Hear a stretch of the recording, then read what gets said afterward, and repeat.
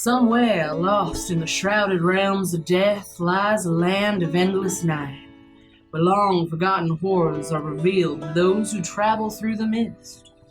But that place is not where our story begins, no. Our story begins a full harvest moon smiling down over fields of straw and stover. It's harvest time. The halfling communities of Yona are nestled into their beds, exhausted from the day's hard work and preparing for the work that will follow. Rising high above a land of wheat fields and stover, the moon casts her gentle milk light onto the fertile valley below, and the valley sleeps peacefully in her protective glow. All except for a lone figure walking through the crops in the dead of night, for he can never sleep, no matter how hard he tries. At first glance, he appears to be nothing more than a man in the weathered clothes of a vagabond, but a second glance would tell you that this is no man at all. A scarecrow walks forward on his own two legs and looks up towards the midnight sky as he plucks the strings of a banjo, and the quiet night is awoken with the cry of a mournful song.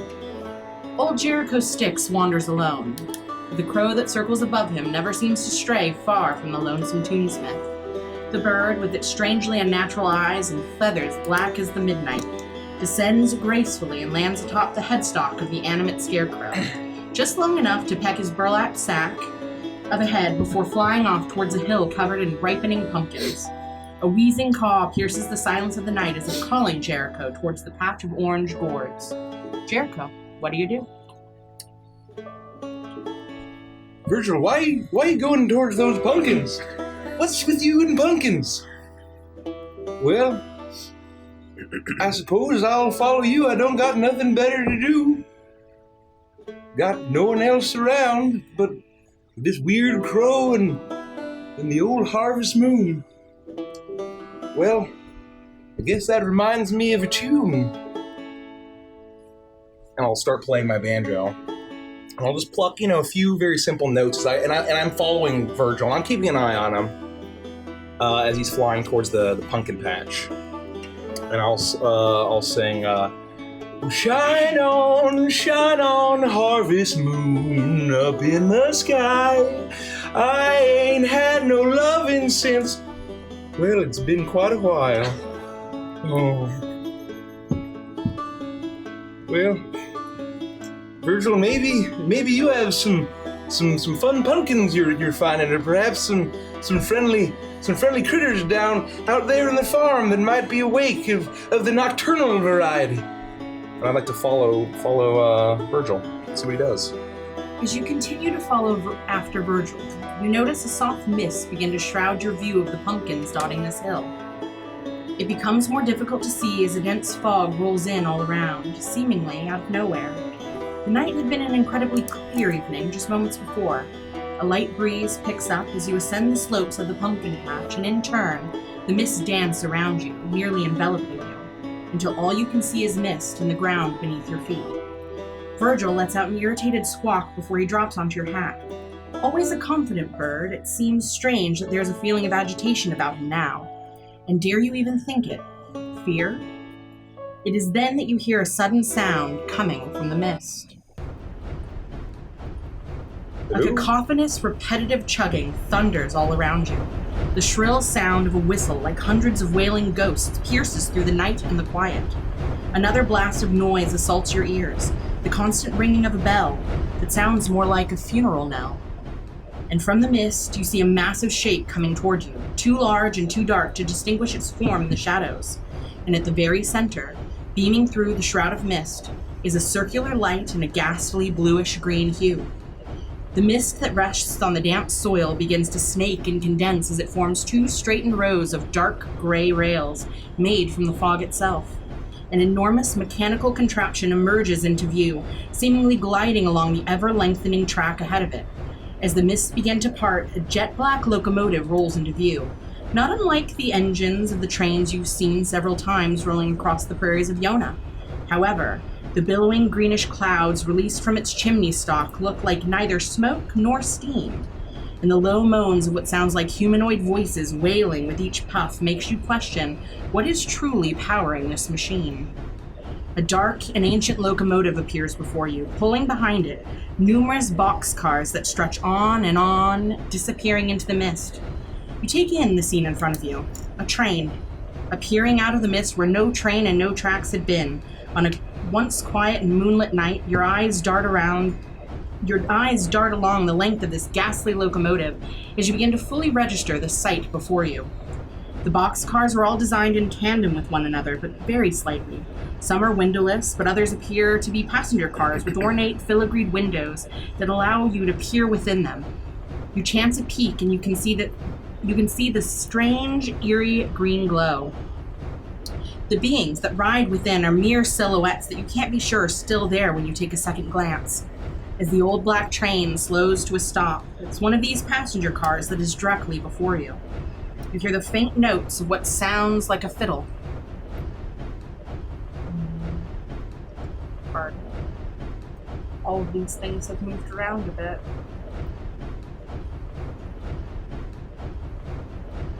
Hello? The faint sounds of a fiddle. From within, a moment passes as the music stops and the large sliding door opens with a rattle. Within the center of the car is what appears to be a frogman who looks at you lazily as he rests his back against a wooden crate. He looks quite similar to the bullywugs you've encountered in your wayward ramblings, but dressed in a weathered pair of pants and vest complete with suspenders, gloves, and a broad-brimmed leather hat.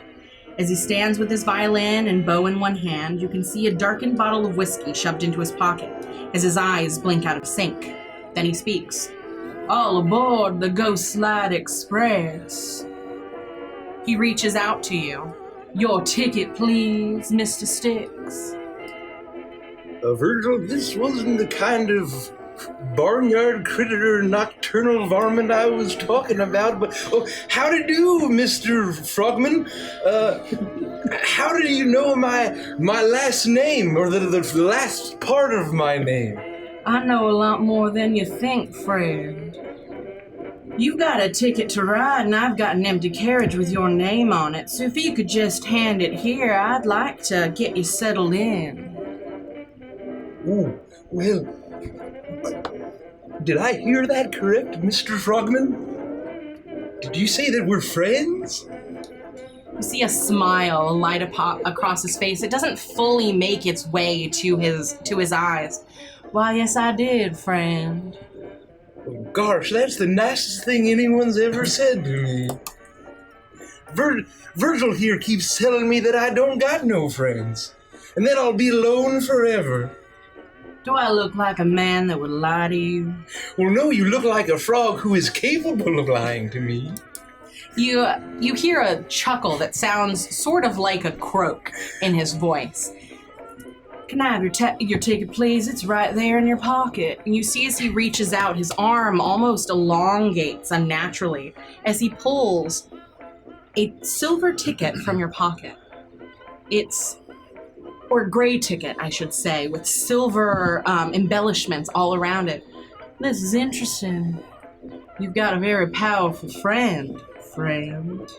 Oh, well, no, I think I just specifically said a few seconds ago I don't have any friends. Well, until you, what's your name? My name is Old Jericho Sticks, but you can call me Jericho. Most folk do. You can call me the Stranger or the Vagrant. It's your choice, friend." Oh, the Stranger or the Vagrant? Would it be like Mr. Vagrant? Mr. T. Vagrant? If you like. I'll call you Mr. T. Vagrant. How about that? That'd be... Well, I suppose, is that ticket really for me? I don't recall purchasing a ticket, but then again, there are times where I'll wander into a place and I'll lose some time and some days, and then there's a whole mess to run away from. He rolls the ticket between his fingers the same way you would see a gambling man roll coins. And when it reaches his pinky and he flips it around, you can see Old Jericho Sticks, passengers, Old Jericho Sticks, +1, Virgil. And on top of it, a symbol stamped very clearly, a symbol you recognize. Well, gosh, Virgil, we're real high-class, falutin' fancy types riding on a real genuine train. I got a silver ticket. I got a silver ticket. I'm gonna take his hand and try to just hop onto his. Clutches onto your hand and pulls you into the train. And as you find purchase onto the train, you watch as in his hands the ticket ignites into bluish green flame. Well, gosh, I remember. I did not ask you where we were even going. I don't even care. I got a friend and a silver ticket. Yes, and you do. I'm riding amongst high society. Now let's make our way. And with a sudden clatter, the sliding doors slam shut and the train begins to move once more as the frogman puts the bow to his fiddle and plays a short, folksy tune. Make yourself comfortable, because this journey is a long one, friend, and where we're going, you don't need luggage. So don't worry about that none. We got a special car just for you living folk. Follow me, and don't mind the Hanks riding with you, since they'll pay you no mind. The Hanks? The vagrant leads you to a luxurious and spacious car with a sign that reads Live Ones hung on either side of the space.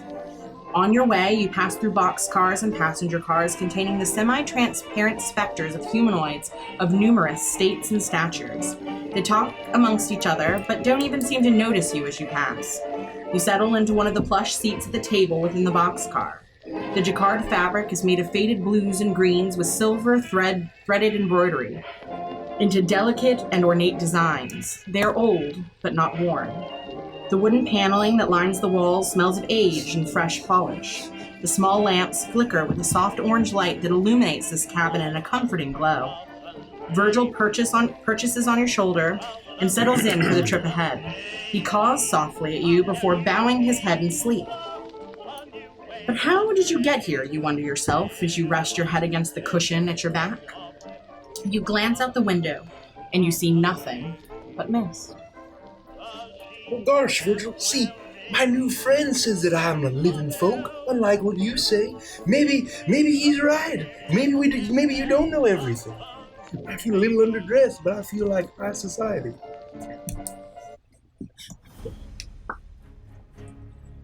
Across the world, a broad, muddy field is littered with hundreds of corpses. It smolders from the recent battle that decimated both armies to a point where there was no victor, and certainly no one left to bury the dead. The remains of dwarves and red dragonborn are feasted upon by gluttonous vultures and starving wolves as a lone rider on a pale horse slowly makes his way through the carnage as he passes through this region of Delphinus. The blonde-haired knight seems to be young of age, but weary of soul, as his red eyes grimly scan these fields of death. The metal of his armor, well-maintained and adorned with the motif of a blood-red rose, glints in the moonlight as his pointed ears listen for any signs of life beyond the carrion beasts. Running a tongue absent-mindedly over one of his fangs, Sir Marius Renethir fears that there is not a single survivor. And then he hears it, a hoarse, rasping wheeze. Water! Not more than 20 feet from Marius's horse, the body of a red dragonborn, adorned in armor that's been cleaved down the side, shifts and raises a trembling hand at the knight as he approaches. Marius, what do you do? I would immediately jump off my horse and run to this dying soldier and kneel down next to them and go in my pack and find some water. My brother, rest easy. I am here. He reaches up and he clasps his hand to yours. Thank you. Thank you. You see as his eyes are fluttering. He is losing life quickly. His lips are parched and dry, but he opens them as much as he can with the very small amounts of strength that he has left as you begin to pour water down his throat. Please, rest easy. You will be with Lathander soon. He chugs, at first, gulping down the water. He begins to sputter and cough as he drinks slower and slower until you see his eyes relax in his skull as his head falls limply in your arms. The soldier lets out one final strained breath and his eyes flutter closed for the last time. You bow your head in prayer to Lathander. Though you don't know this man, you can only hope that your God will light the path for his soul. Your eyes open. Sorry, I had to hold up some. Your eyes open from your silent prayer, and you see that a mist has blanketed the battlefield and the now lifeless form of the Dragonborn before you. The fog condenses and swirls around you both. You raise to your feet and begin to scout the field, but your vision is obscured wholly by the mist. You are startled by the booming whistle and wail that pierces through the night, and a single bluish-green light that appears before you. An old black ghost train emerges from the mist and rolls up alongside you. You've never seen a train yourself, but you've read of them, and even in your wildest imaginings, you wouldn't have guessed that they'd look or operate like this, much less ride across the ground on rails of mist. As the train glides to a halt, the door of the boxcar opens up, and a bullywug vagrant steps forward and calls out, "All aboard the Ghost Slide Express." "Look at you, Sir Marius. It's good to see you." How do you know my name? "I know a lot more than you think. The train comes when it's called. A ticket is at hand. Cure it for me, friend." I do not know what this is. I do not know what ticket you speak of. "Well, if you check your saddlebags, you might find what you seek and what I need to allow you entry to the Ghost Slide Express." I hesitantly reach into my cloak, and I see if there's a ticket there. You reach into your cloak, and you find no ticket there, but you are caught by the faint glint of something shining in your saddlebags. I will pull it out and examine it. As you pull it out, you see that there is a ticket, passengers, Sir Marius Renethir. And at the very top, a stamp of a familiar woman. "Seems you too have powerful friends. Curing you a ticket to ride." And you see as he looks you up and down, "I don't know why I'd be surprised. Men like you on a quest, well, often find yourselves in the realm of death, don't you not?" What do you know of my quest? "I know you'll find the answers you seek on the other side of the tracks. If you want to find them, let's get you settled in. You got some friends to meet." Another lead, another dead end. I suppose I could see what this is about. You must forgive me. The months, they turn to years, and the years turn to decades. I apologize if I'm a bit jaded. All right. And I will step forward onto the train out with the ticket. He will take the ticket from you, and as he grabs onto it, he looks it over for just a second before you watch as it incinerates in a puff of greenish blue smoke and flame. "Well, that makes 2. Few more stops to go. Follow me. I'll take you to where the live ones are." And he leads you through the train. Step after step after step, you can hear the chattering from some of the other compartments, but none of the entities within seem to notice you. As once again, you find yourself in front of the door to the boxcar that reads Live Ones. As he opens the door, you can feel a warmth in this cabin that you couldn't feel outside. And inside of it sits a very strange entity, a living scarecrow. Is there food on this car? Oh, yeah, in front of you there's a table filled with all sorts of snacks I got and drinks. I have literally a full turkey, if possible. Yeah. Some kind of poultry, and like maybe there's a few sides, and it's completely untouched. And I'll look at you'll as you enter, you'll see that there is this really creepy, weird-looking crow that's sitting on the other side, standing on the seat across from the scarecrow, with the hat off. And I'll look down and I'll say, "Well, what do you think about that, Virgil? I got a napkin in my lap. Who would have thought that I'd find myself here in this situation?" I'll say, "Well, I'm sorry, I was just going. I'm probably not supposed to be here." And I'll as I see Marius enter. Wait. Now, sit yourself down, Jericho Sticks. You're exactly where you're meant to be. The Frogman mentioned too. I assume he mentioned that you are the other. Well, I suppose if there's just two of us, is he my friend too? That's a question for him to answer, not for me. I flash him a large, fanged, toothy smile, and I say, Sir Marius Renethir. You may call me Marius. And I will be agape. And you'll have to realize that being a scarecrow, I don't have a head.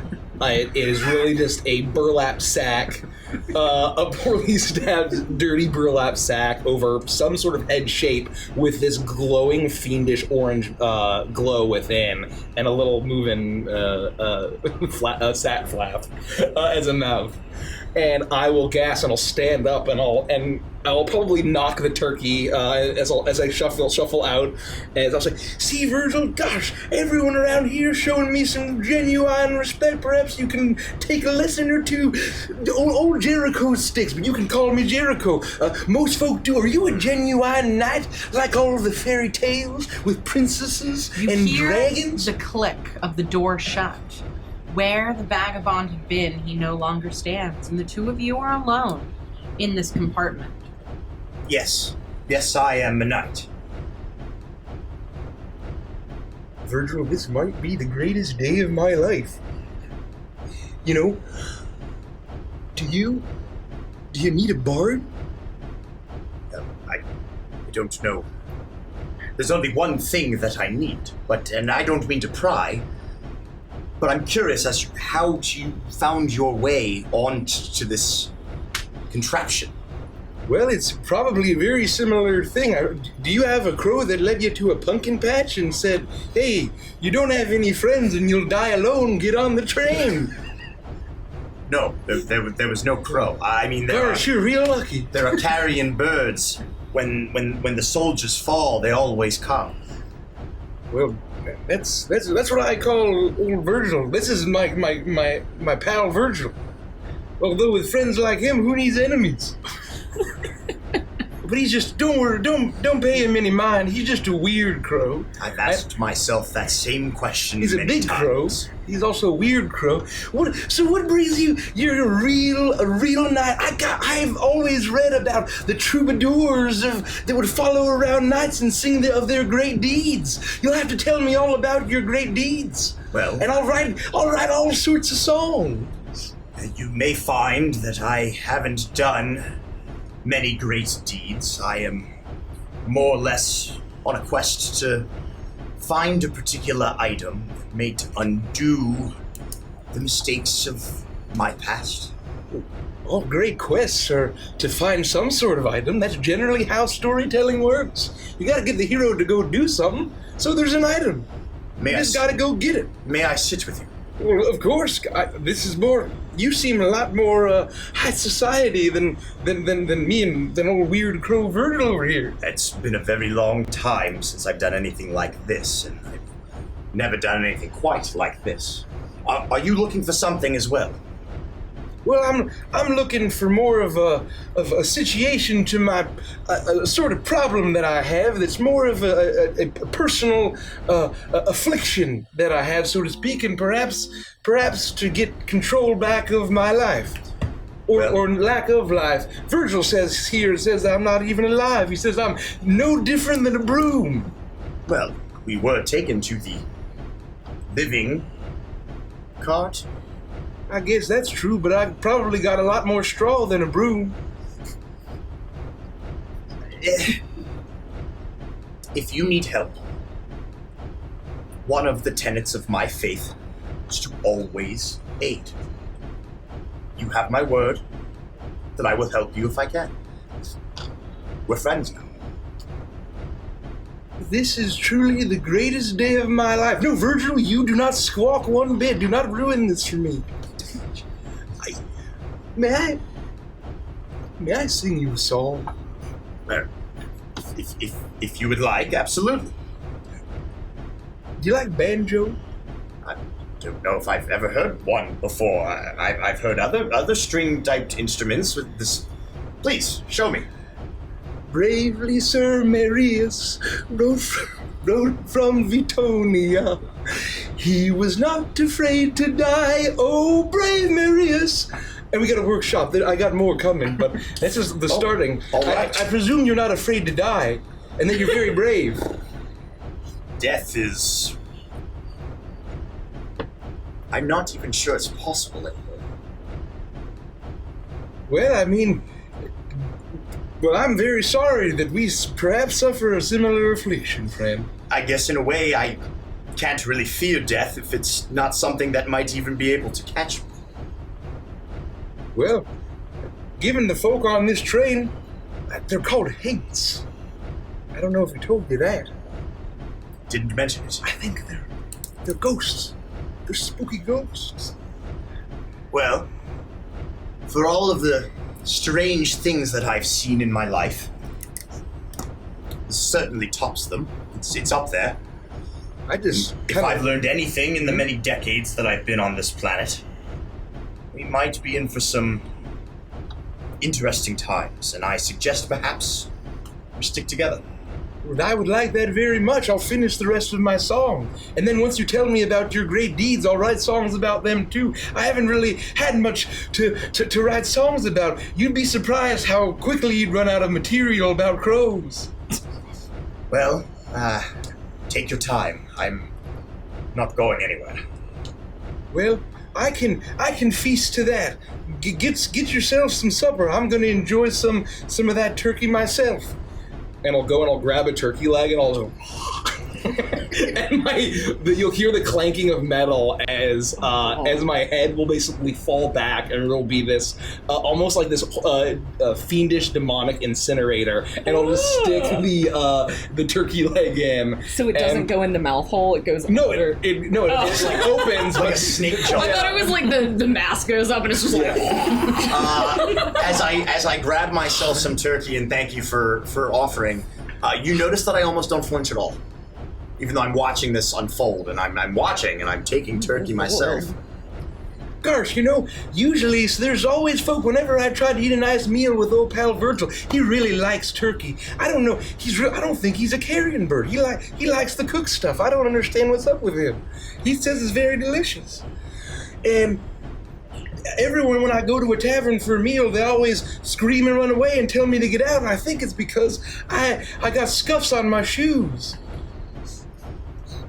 Yes, I'm sure it's the shoes. I give See, you another smile. Virgil, I'm telling you, it is the shoes. Well, let's share a meal between friends, Marius. I would love that, thank you. And we'll eat. A stranger walks alone through the empty streets of a sprawling slum, and even the most unsavory residents of the city fall asleep at this hour. The stacked houses of the human metropolis flank the narrow thoroughfare as the famine shape moves through the shadows towards the city gates. Why did I say famine? Feminine shape moves through the shadows towards the city gates.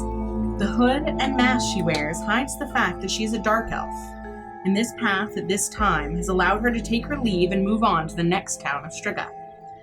As she nears the massive walls of the city, there's a quick movement in the nearby alley, and an urchin boy steps out to block Lethic Nightborn's path.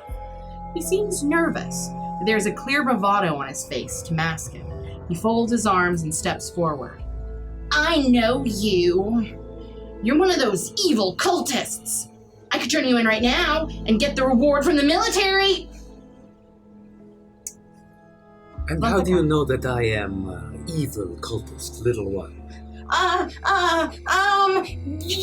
Your dumb, stupid mask. Does wearing a mask necessarily mean I am in a cult? Yes? No? Your hood! Why are you out on the streets so late? I do not have to share my methods of travel with you, young one. I could turn you in right now. Please, go get the authorities. I would love to speak to you. Yeah. No, I'm gonna get the authorities. That way. You! And he turns and he starts to move. And once he feels like he's out of a certain range, you watch as he picks up a rock and he throws it at you. And then he squeaks and runs off into an alley behind you. Does it hit me? It doesn't. His aim is very, very poor. I wouldn't move. I would just let him on his path. And then I would look up at the sky. An unusual evening. There is something in the air tonight. The urchin darts back into the alley he came from. You see that he is immediately swallowed in a fog that has since blanketed the slums. The already quiet evening has gone impossibly still, which is then shattered by the booming chug, whistle, and bell of a huge locomotive that emerges from the gloom, and riding along rails of concentrated mist. It nearly scrapes the walls of the structure as it slowly navigates the narrow street. It's such a tight squeeze that you need to step into a side street to avoid being run over. You calmly watch the various cars of the train pass by until it slows to a complete stop, and the opening boxcar reveals a frogman with a fiddle, who takes a swig from the whiskey bottle at his side before calling out, "All aboard the Ghost Light Express!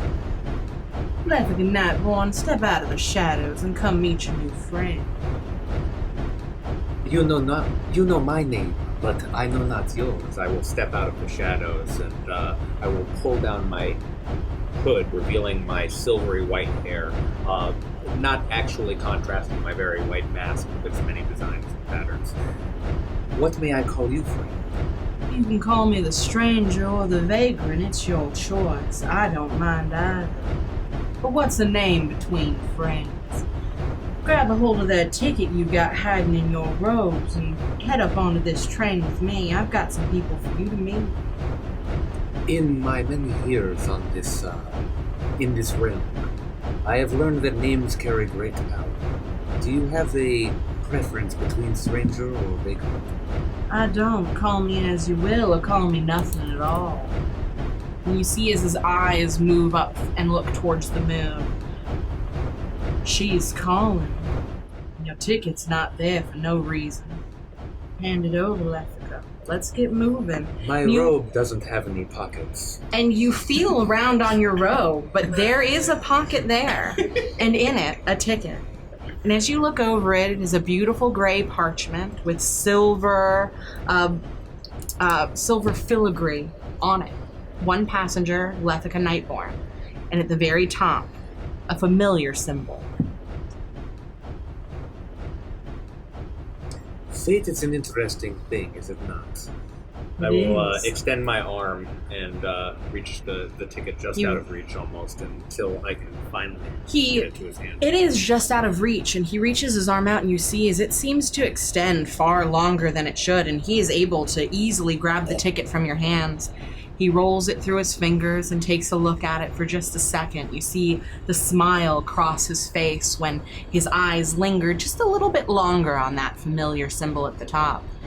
Yes, all is as it should be, and you see as the ticket itself ignites into a strange bluish-green flame. I'll look up again at the sky. Is he starting to invite me into the door? He reaches his hand down to escort you onto the train. I will make sure that I have my things on me. My dark lady, tonight will be a night to remember, I think. And then I will walk through the door and enter the train. He pulls you onto the train, and without much pomp and circumstance, he explains what little bit of the situation there is to explain that he is going to take you to a car that is suitable for the live ones, and there will be friends there for you to meet. Get settled in, have a bite to eat. More's to come. Time is passing quickly. Midnight approaches. As he leads you towards the train, or towards the car, slowly opens the door, and you feel the rush of heat. You can see two strange companions. One, a dark Dhampir, or a blonde Dhampir knight, sitting across from what appears to be an animated scarecrow. He nudges you in a little bit. We have to make haste, friend, so get yourself acquainted. You can do so without me. He nods his hat. He tips his hat to you as he slowly slides the door shut behind you. You'll have seen me walk in. I have kept my hands very ladylike on my hip in this way. On the other side, you can see hanging a chakram, large circular blade of sorts. Totally masked, hood down, my hair up in a silvery bun, like so, and I will sit without saying a word, crossing my legs. Well, it appears that 2 becomes 3. Forgive me for not standing before you sat down. My name is Samarius Renethir. And I'll hold out my hand. Greetings. I will take it very briefly. You may call me Lethica. Lethica. The scarecrow in the room, who has a very weird crow with very scary eyes and a jagged beak, will have almost tipped the table over as he attempts to stand up as quickly as possible. As he grabs his hat, which he had put back on his head, and he puts it down and he shuffles out and he just kind of looks down and he says, "Gosh, lady type, howdy do, young lady. Welcome to the train, the Ghost Light Express." Greetings, stranger. And what may I call you? Oh, of course. It's very. I don't get much. But I don't talk to the lady folk most folk, but especially lady folk most. My name is Old Jericho Sticks, but you can call me Jericho. Most folk do. May I ask you a question, Jericho? And perhaps to you as well, Marius. Of course. Were you approached by a train and suddenly discovered a ticket upon your person? That's exactly correct. Yes. Yes, that's exactly my story too. Do you also have a weird crow that led you there and tells you that you're useless?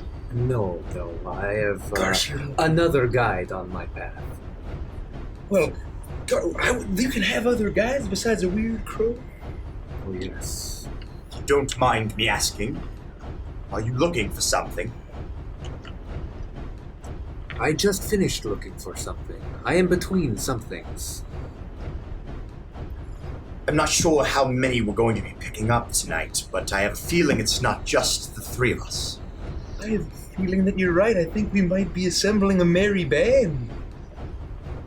I'm just not sure what for yet. I've been looking for something for a very, very long time.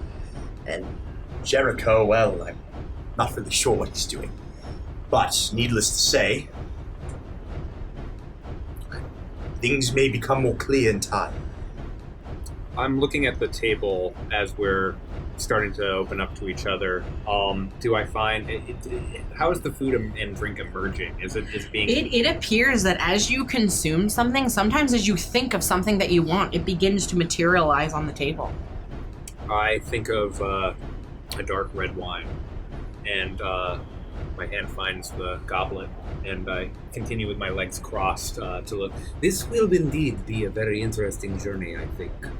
Ah, yes, you appear to have very fine tastes. I turn and lift up my hood, and you can hear me sip from the wine glass, barely able to see the side of my face, and then I return with still the mask completely down, hiding what lies beneath. I will still be standing, like almost crushing my head as I hold it to my person. As I'm averting eye contact.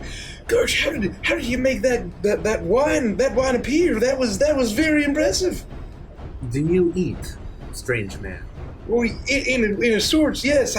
I taste and I eat, but it's all for Virgil. It's really just whatever he likes. He wants to eat, or who he wants to eat. Virgil's favorite dish, do you think? Well, we don't need to talk about that. Every time I talk about what Virgil likes to a pretty lady, they run away very quickly. There is not much of a view here, nor is there anywhere to run. You should feel free to think of what Virgil's best dish is and then allow it to emerge on the table. Yeah, every time I hear Virgil say, "Well, you gotta go, Jericho, there's nowhere for them to run," it usually ends up very poorly. So maybe I'll think about what I would really like very much right now is a big old glass of sarsaparilla. I'll reach forward and pull the glass of sarsaparilla that has emerged on the table. Jericho, sit, that we may talk and get to know each other. Is that genuine sarsaparilla? On the best. bottle, you see an old-timey label, a little bit worn, and it says Genuine Sarsaparilla. That's my favorite brand. I hand it to you, I grab it and this I actually don't hatch back. I take it and it's awkward. You hear the clanking of the bottle against the metal of just like the straight metal of like the farm equipment of whatever my mouth is, and the sarsaparilla goes in and hisses and probably sizzles and pops as the energy consumes it. Oh, this is the most delicious sarsaparilla I've ever had. I turn away again and take another sip of wine and pat my seat next to me. Jericho, sit. I suggest you listen to Lethica. Who knows how long we will be here for? It could be quite a while. You might as well make yourself comfortable. Well, I suppose I've never had a lovely young lady invite me to sit next to her, much less at Cotillion or other such fine establishments such as a train. Well, I'll sit down. I'll be very, very kind of you, and I'll sit down. And Seeing your nerves, I'll extend an arm and turn to Emerius. You feel that the edge of my cloak sleeve, perhaps, against the back of your neck. Can you feel? Goodness. I would say I react to it very clearly. Okay. Yeah, I react to it. And where were you when the train picked you up, Marius? Well, I was back home, in the midst of a grievous battle. Things did not go well, as they normally don't. When this vehicle pulled up, as if from nowhere. You? I was just about to exit the city of... whatever the city name was. I was just about to exit and find a new path, actually. So this is a very fortuitous event. Well, gosh, they write songs about fates and souls being intertwined and great epic quests that happen. Do you think that this is the beginning, seeing they were on a haunted train? Randomly? Surely there must be some reason. We've been chosen for something. I just don't know what that is. Well, I think that the price I paid is if they wanted me to pal Virgil. You know what I mean? You guys keep saying you don't have weird clothes, but I don't know how you got on the Yes, train. now that you mention it, the ticket did have a particular marking that I was not so pleased to see. You'll see Virgil angrily squawk or crow, and the timbre of the call is very unsettling. It's a gravelly, garbled caw as immediately Jericho kind of shrinks back. Well, maybe we all have Mr. T Stranger. I mean T Vagrant fellow. He said that it was I got powerful friends, and that's why he wanted to meet me. If y'all got powerful friends, maybe this is really a quest, a song about the power of friendship. Friend is not what I would call that woman. Gosh, I've never had a woman friend either. It's okay, Marius. I apologize. Don't need to look so cross. I turn back to my turkey after apologizing to poor Jericho. Okay. Well, I'm sorry for making you upset. No, I was out of line. I apologize. Maybe you tell one of the stories that you were telling me while we were just traveling through the mist to Miss Lethica here. Tell him about the time you cut off that feller's arms and legs and he was still fixing for a tussle. I would be happy to. And I begin to tell Lethica of this amazing time that I just so learned about right now. Please, share. Fixing for a tussle. Yes, you do that. You all engage in food and drink, more sarsaparillas, more wine, as you share this tale of the man fixing for a tussle. In the meantime, the sea off the coast of Chalk swells and roils, just as much illuminated by the light of the full moon as it is by the burning galleon that slowly sinks beneath the waves. A tattered black flag bearing the mark of a crocodile skull and crossed bones flies from the top of the tilted mast as it is as it too is consumed in flame. The heavily armed merchant ship that sank the vessel sails off towards the horizon, while on the other side of the roaring wreckage, a single rowboat slowly makes its way toward the distant coastline of an island. The creature rowing the dinghy huffs and puffs as it struggles against the waves. While it is clearly alive and moving about in the world of the living, its body seems to be quite dead, with exposed bone, withered flesh, and rotting scales all within a crocodilian form. However, this reptile is dressed extravagantly in the garb of a pirate captain, as he curses the sudden crumbling of his undead crew that led to yet another unfortunate defeat of Briggsy the Cutlass Cratch. Crossroads. Then he hears a friendly voice call out from behind him. "Hey man, need a lift?" What? And I'll turn my head around. As the decaying crocfolk turns his head, he sees a small fishing boat captained by a smiling Goliath covered in tattoos. The wind fills the sail of the vessel as it approaches the rowboat in a stroke of good luck for a change. Briggsy, what do you do? Is this you, Crossroads? Hey, mate! Pick me up here! He waves you down. Just fishing. He's gonna start rowing towards you, and you can see he's excited to see someone who appears to be in need. He's rowing so quickly he doesn't realize he's rowing in circles. He finally catches himself and gets everything together, and he starts to row towards you, and I'm not going to attempt to do Toa's voice, so deal with it. This is, what you doing all the way out here? Do you see that epic battle? No, I'm just fishing. Trying to bring some fish home for my family. I look really confused. And he points towards the island off in the distance. We're having a party. We've got some bonfires going. We're gonna dance. Do you want to come back? Or, you want to get in my boat? You can get in my boat. We can go back together. That would be. That'd be awesome. That'd be really cool, actually. All right, no, that sounds fun. Let me just Yeah, I'll bring the rowboat. Your rowboat is leaking. It's gonna sink soon. Just come back, spend the night. Spend the time with us. Spend the time with you. Yeah, on the island, the Makani Islands, just right over there. You have a lot of roads in the islands. More like paths and things. Do you even cross? Do you have any cross paths? Any of those around? I mean, what's the difference between a cross path and an intersecting path, really? All right. Well, here first of all, let me get on your boat.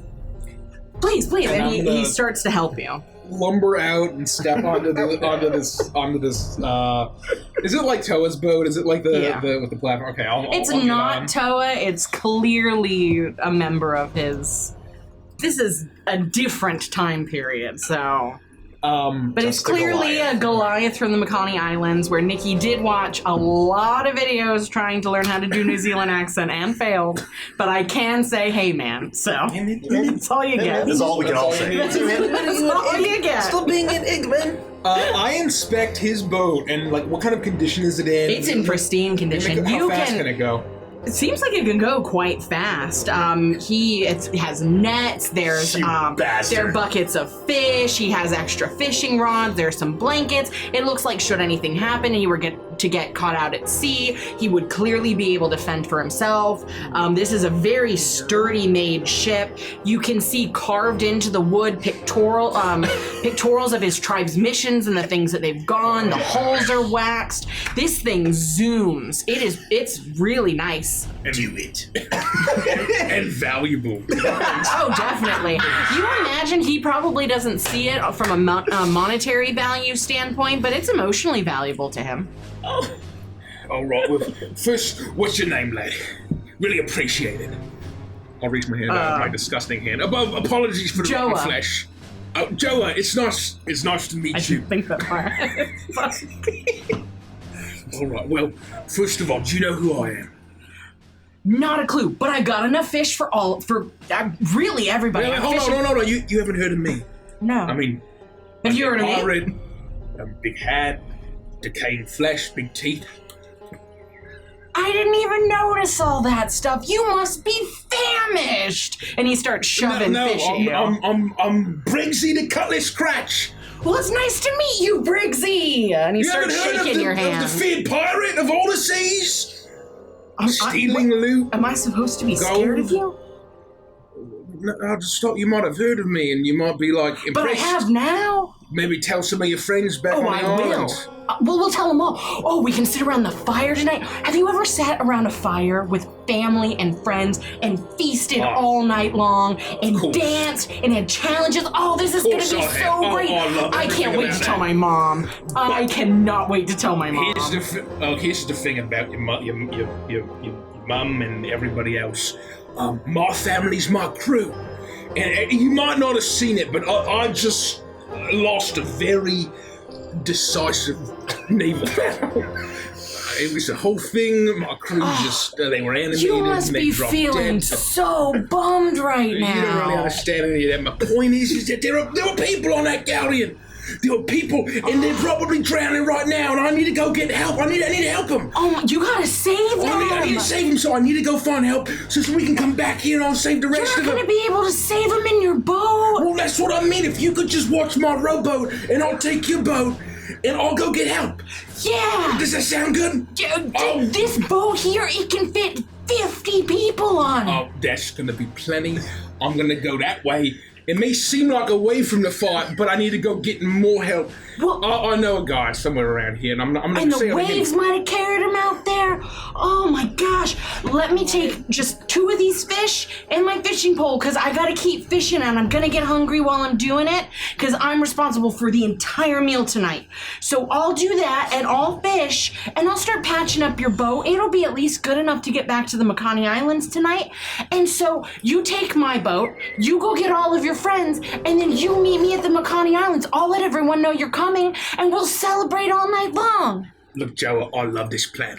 Me too. I do. All right. Well, you He jump in grabs right your now. hand and he starts, I'm so happy to help you. I'm very happy to help you. I'm glad I know who you are now. I couldn't have done it without you. I'm going to tell everyone who you are.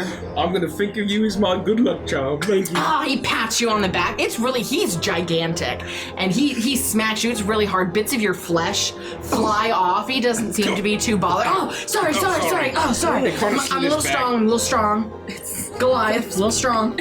As he starts making himself a very small pack, barely enough for him to, barely a light snack. As he puts it into the boat and he patches it up a little bit, but as he steps into it, the weight of him sinks your previous boat down into the water. It starts to take on a lot of water. He grabs a bucket. I can get all the water out before I sink. And in that moment, I'm sure you can, lad.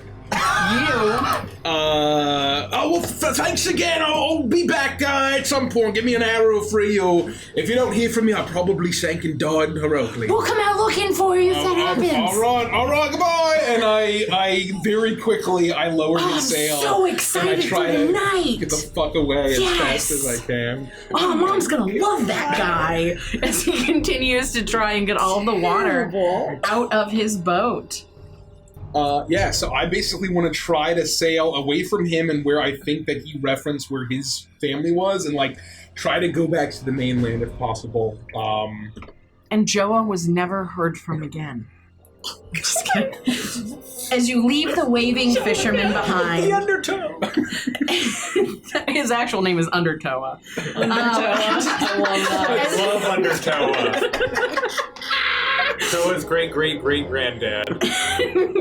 As you leave the waving fisherman behind you, you realize that you can no longer see your ship, the merchant galleon, or the coastline as the fog has swallowed all of it. You're used to sudden shifts in the weather on the high seas, but something about this mist seems like bad luck to you. And then, as it closes in, you hear the impossible sounds of a spectral train. Here in the middle of the ocean. As the mist snakes and slithers to take shape into rails, you see it rise up and down, matching the surf, before a huge locomotive chugs over a wave and then down alongside your boat as if to take a broadside. The cars pass as the machine that must weigh hundreds of tons effortlessly rides along the surface of the ocean, before stopping beside you. The boxcar nearly touches the side of the boat as the door rattles open and an amphibian man, in a hat not quite as large as yours, gives you a wave. All aboard the Ghost Light Express.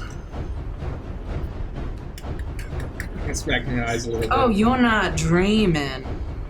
Briggsy the Cutlass Cratch. Oh yes, I've heard of you. So you have heard of me. Just by looking at me, you've heard the tales. I've heard the tales. Finally, someone has. And so you know how dangerous I can be. So you better tell me quick, who the fuck are you, and are you working for Crossroads? Oh, I can answer that question shortly, friend. You can call me the vagrant or the stranger, whichever you may choose. The answer to your second question lies, well, right there in your pocket. This pocket right here. Alright, what kind of trick is this? Look, Ain't no Crossroads, I trick know at you all. like to play with fate. I know kind of luck's your thing. Is this your way of telling me something? It may be, friend, but if I were you, I'd get off the water. And he looks towards the night sky, and you can see that darkness is beginning to the darkness of clouds is beginning to obscure the beautiful pale moon. A storm's a coming, and you don't want to be caught in these waves.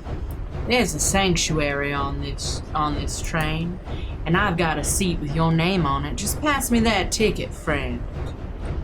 You know where you belong. I look at the ticket.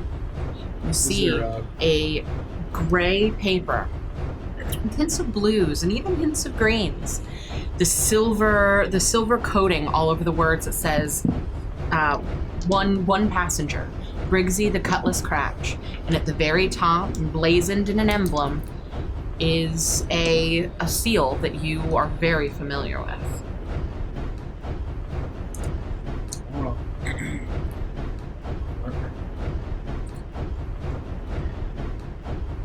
This is all for you.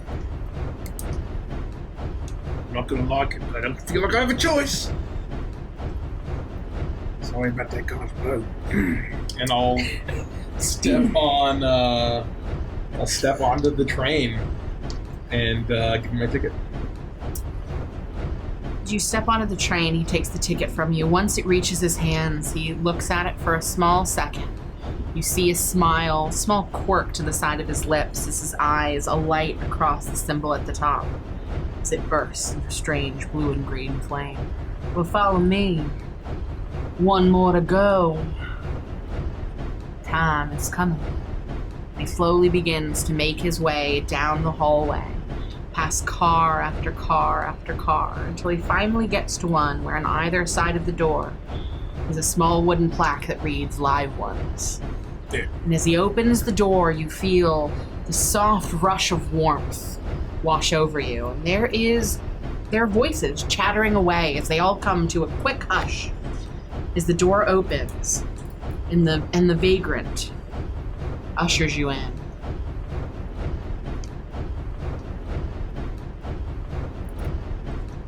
Hello there, friend. It appears that we've become full. With a loud snap, the doors close, and you can hear the sounds of the vagrant's feet as he walks further down the train. Greetings, fellow live one.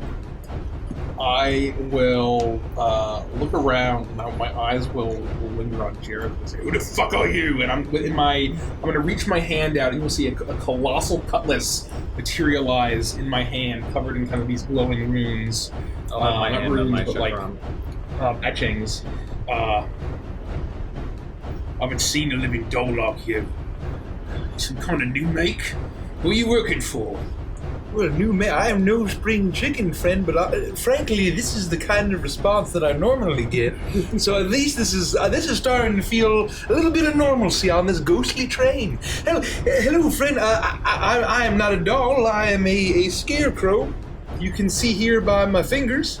There ain't no strings on me. Oh, that's a good song. I'll write that down. All right, there will be none of that. Please. Put your weapon away. Who you're working for? We're not working for anyone. We're all trying to find out why we're here. So now please, if you'd like to have a seat, introduce yourself as is proper, and have some food, we would love to have you. Yeah, the food can be whatever you want it to be, and the drink is the same. We all found ourselves doing our normal thing when a ticket arrived in our pocket and a train suddenly appeared before us. I'll kind of flick my hand and then like a burst of kind of shadow and That's really beyond light. impressive. The sword will disappear. I can eat anything I want. Is that what you're telling me? You look like you might enjoy a good meal, friend, and I don't mean no respect. Why do you enjoy your anything you want? I even enjoy some sarsaparilla. I imagine a bottle of rum and a haunch of a pig. It appears just as quickly as you imagine it in your mind. You ever been cursed? Well, I mean, my creation, I consider often a curse. So every day, yeah, sure, yeah. Do you know how badly I would taste this? And I'll bite off a chunk of the pork and I'll swallow it. And you'll see sort of it kind of like flop through my, like a little bit of my ribs, and you can like see it on the way down. I'm sorry, but what is your name? I'm Samarius Renethia. Well, clearly you may have heard of me. Samarius. And I'll kind of like eye you. Would I kind of know what a vampire is? Yes. Alright, it's starting to make sense. Your name? My name's Captain Briggsy Cratch. But you can call me the Cutlass. Well, you don't have to call me the Cutlass, but that's sort of my official pirate name. Briggsy. Yeah, Briggsy. You and I are a lot more alike than you'd probably believe. And I smile and reveal my fangs. Oh, lad. I can see it. I can see it. So, you two. Me. Well, I was the first one, so me won. Oh, You four.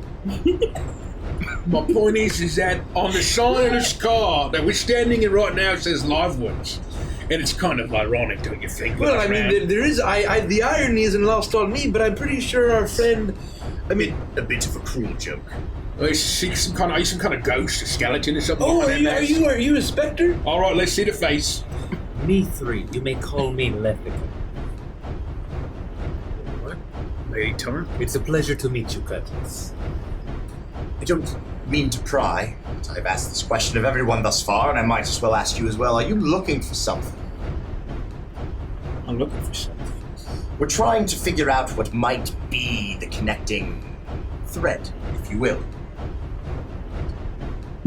And I down half of the bottle of rum. Oh, did you taste that? You said that you'd love to taste it, so there you go. That's all you need to do. Is That's exactly the fucking point. I can taste the thing. You burn your I would tongue. love to feel the bliss, the taste of roast pork. Can't taste the fucking thing. Did you burn your tongue on some hot coffee? No, it's the name. Look at me. I'm dead, but not dead. I'm eternally rotting and decaying. Well, they say don't judge a book by its cover, or a song by the first couple of notes. I don't even got a tongue, and I can still taste. I wasn't always this way. No. I got tricked into being this way. You're telling me that you were tricked into being an alligator? What a terrible I'm fate! a crocodile, not an alligator. There's a big difference. Do you understand? If I hear any of you say the word alligator again, I'll bring my cutlass out.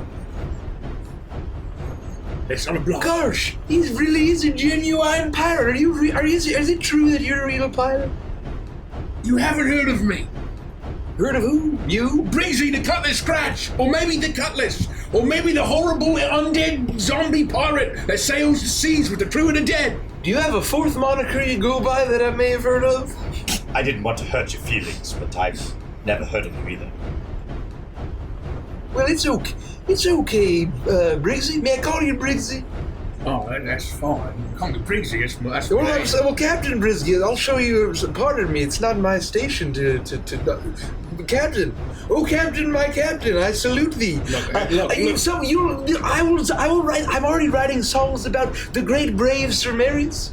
I can also a genuine pirate, a genuine knight. What great songs to be written from our journeys.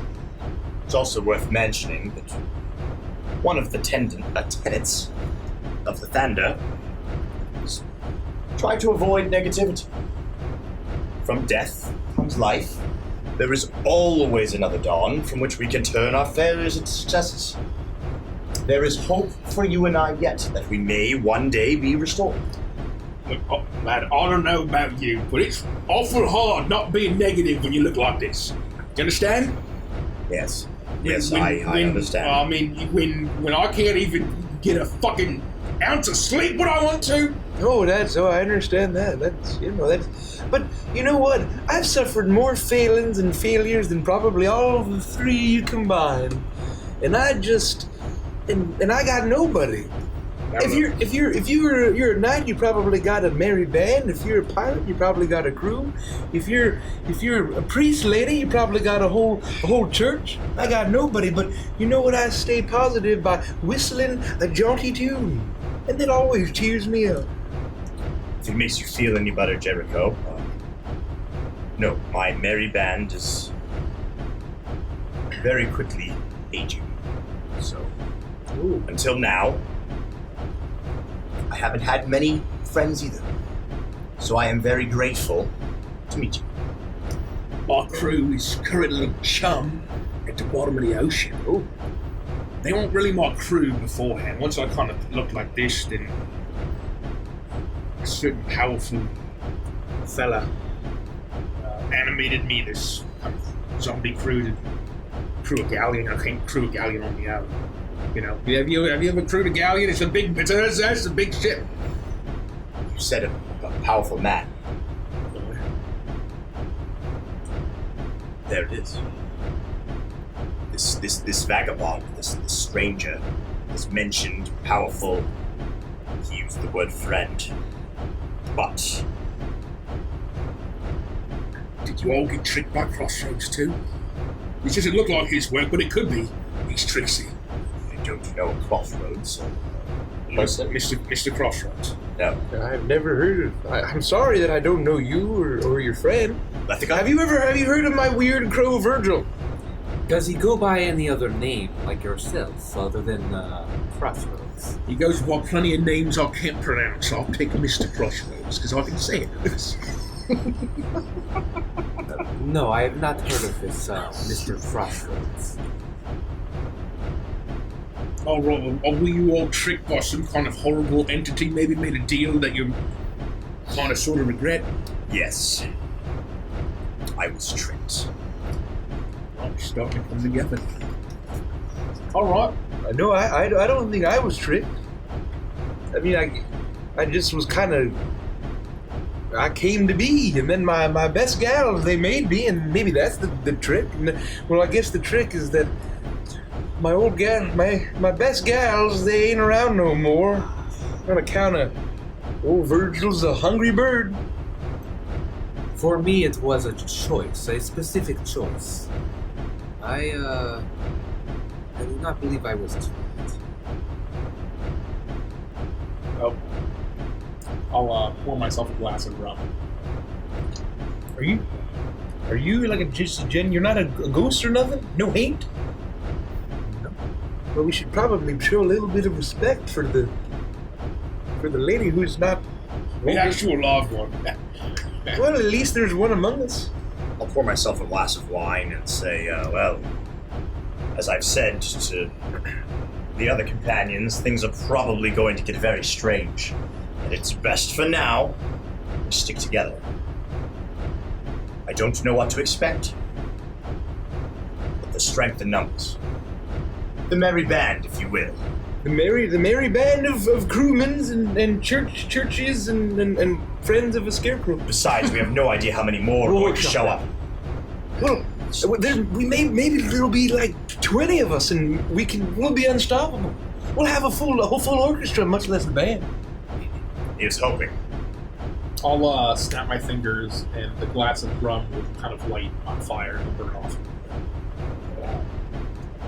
It's not for me. He likes fiery one. It's my magic. Oh, Virgil likes flesh, so I can't taste or feel a fucking thing. Cheers. Cheers. Is it like on fire when you drink it? The moonlight barely pierces the forest on one of the islands of Bargast, casting shadows that elongate and seemingly move in strange optical illusions.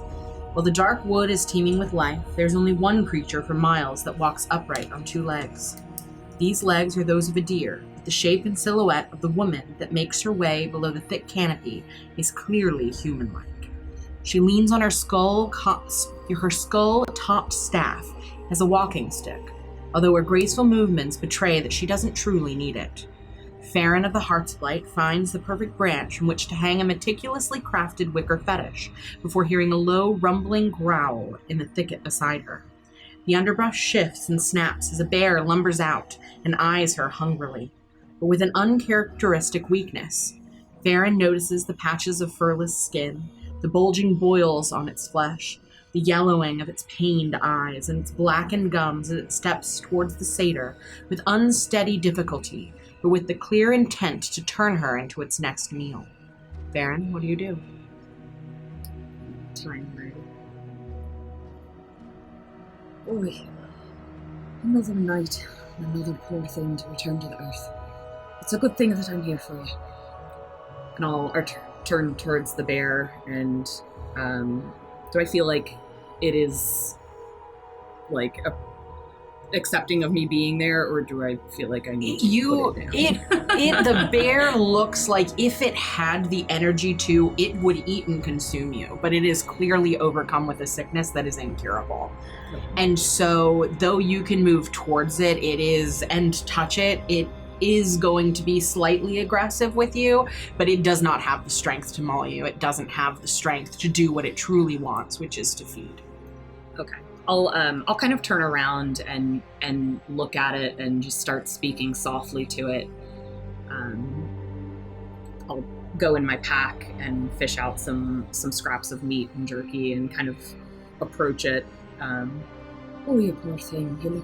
You look a sight, and it's been a long, weary road you've traveled. But no longer. And I'll toss some meat to it, and kind of while it's feeding, I'll just It lets out a groan. And it looks towards you with sad eyes as it turns its face down towards the hardened jerky on the ground, as it goes weak on its limbs and falls into the dirt.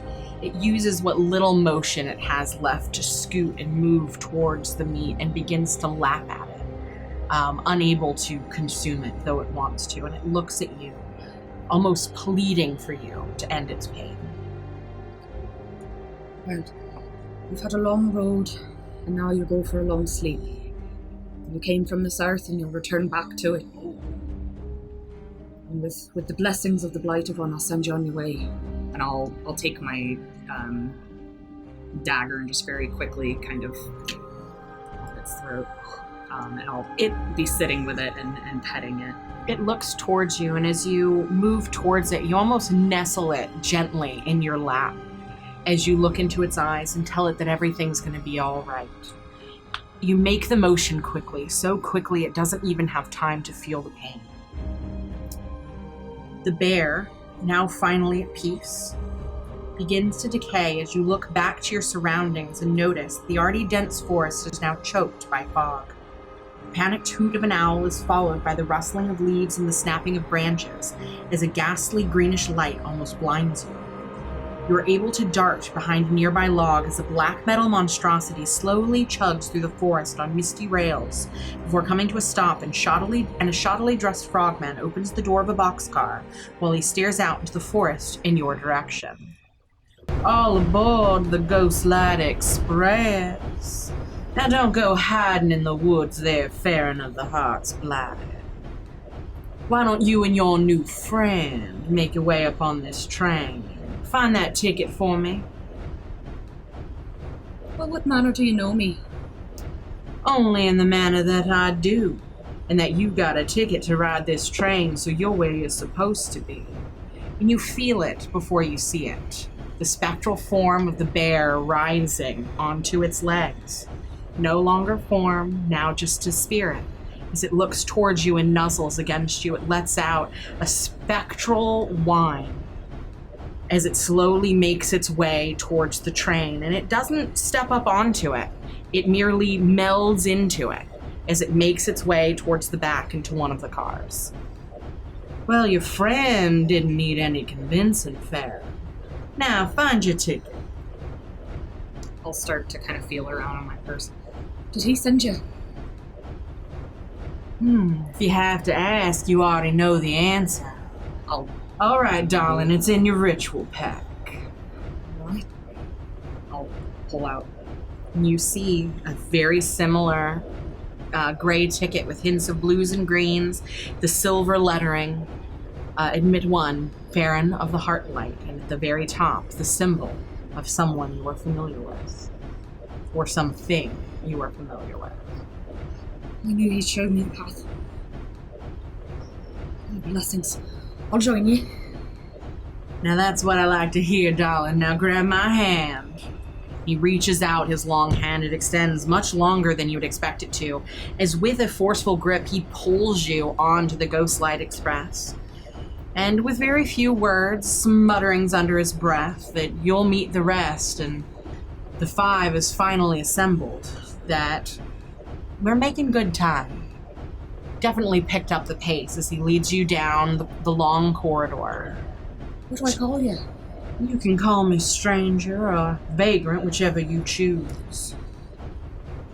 Right. Thank you. Thank you for Happy this to. step on my path.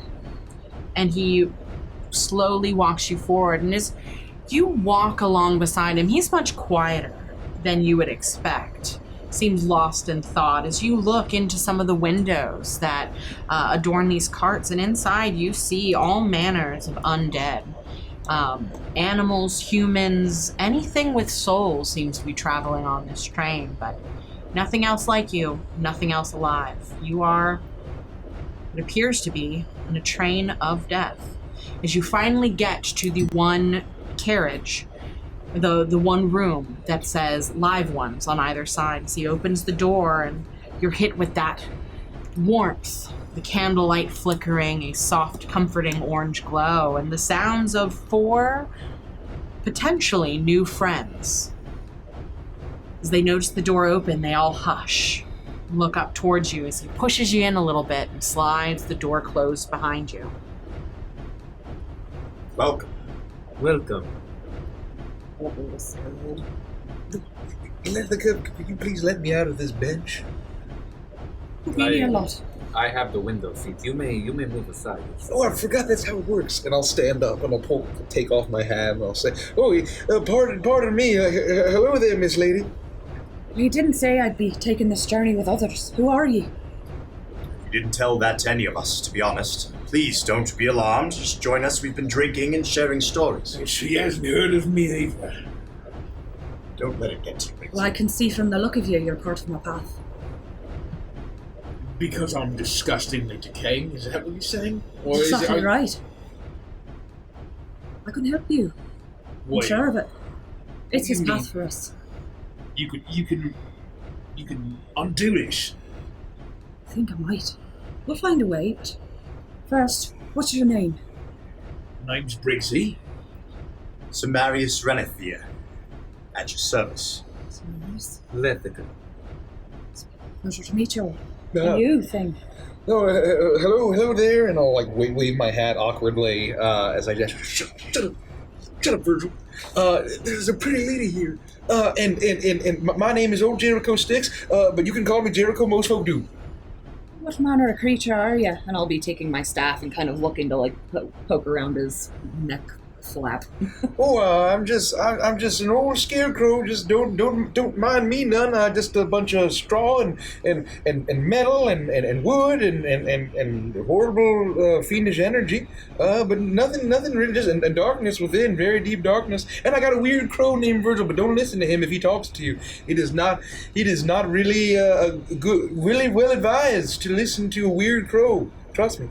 I find the crows in the forest have all manner of thing to say, and I always turn them out. Virgil's really not from any forest that you want to go visit, Miss Lady, and that would be I would advise you not to listen to his whispers if he does happen to whisper to you. The crow hasn't said a thing the entire time. He's been talking this whole time. Perhaps you don't speak Crow. Well, I know that I don't, and I assume that Briggsy does not either. I think he's lost it. Well, he has been a little jumpy ever since I met him, but, you know, he means well. No, Virgil, they're our friends. You should show some respect yourself. You're just a feathery fiend. There are some who never have it, I'm afraid. Please enjoy some food or drink. You only have to think of what you want to eat, and all of a sudden it appears before you. Well, all right. And I'll basically a small dish of like some indistinguishable, sort of maybe like looks like sap.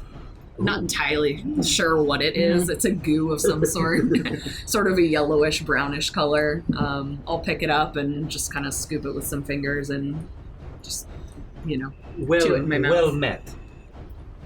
Cheers. Cheers to you all. Cheers.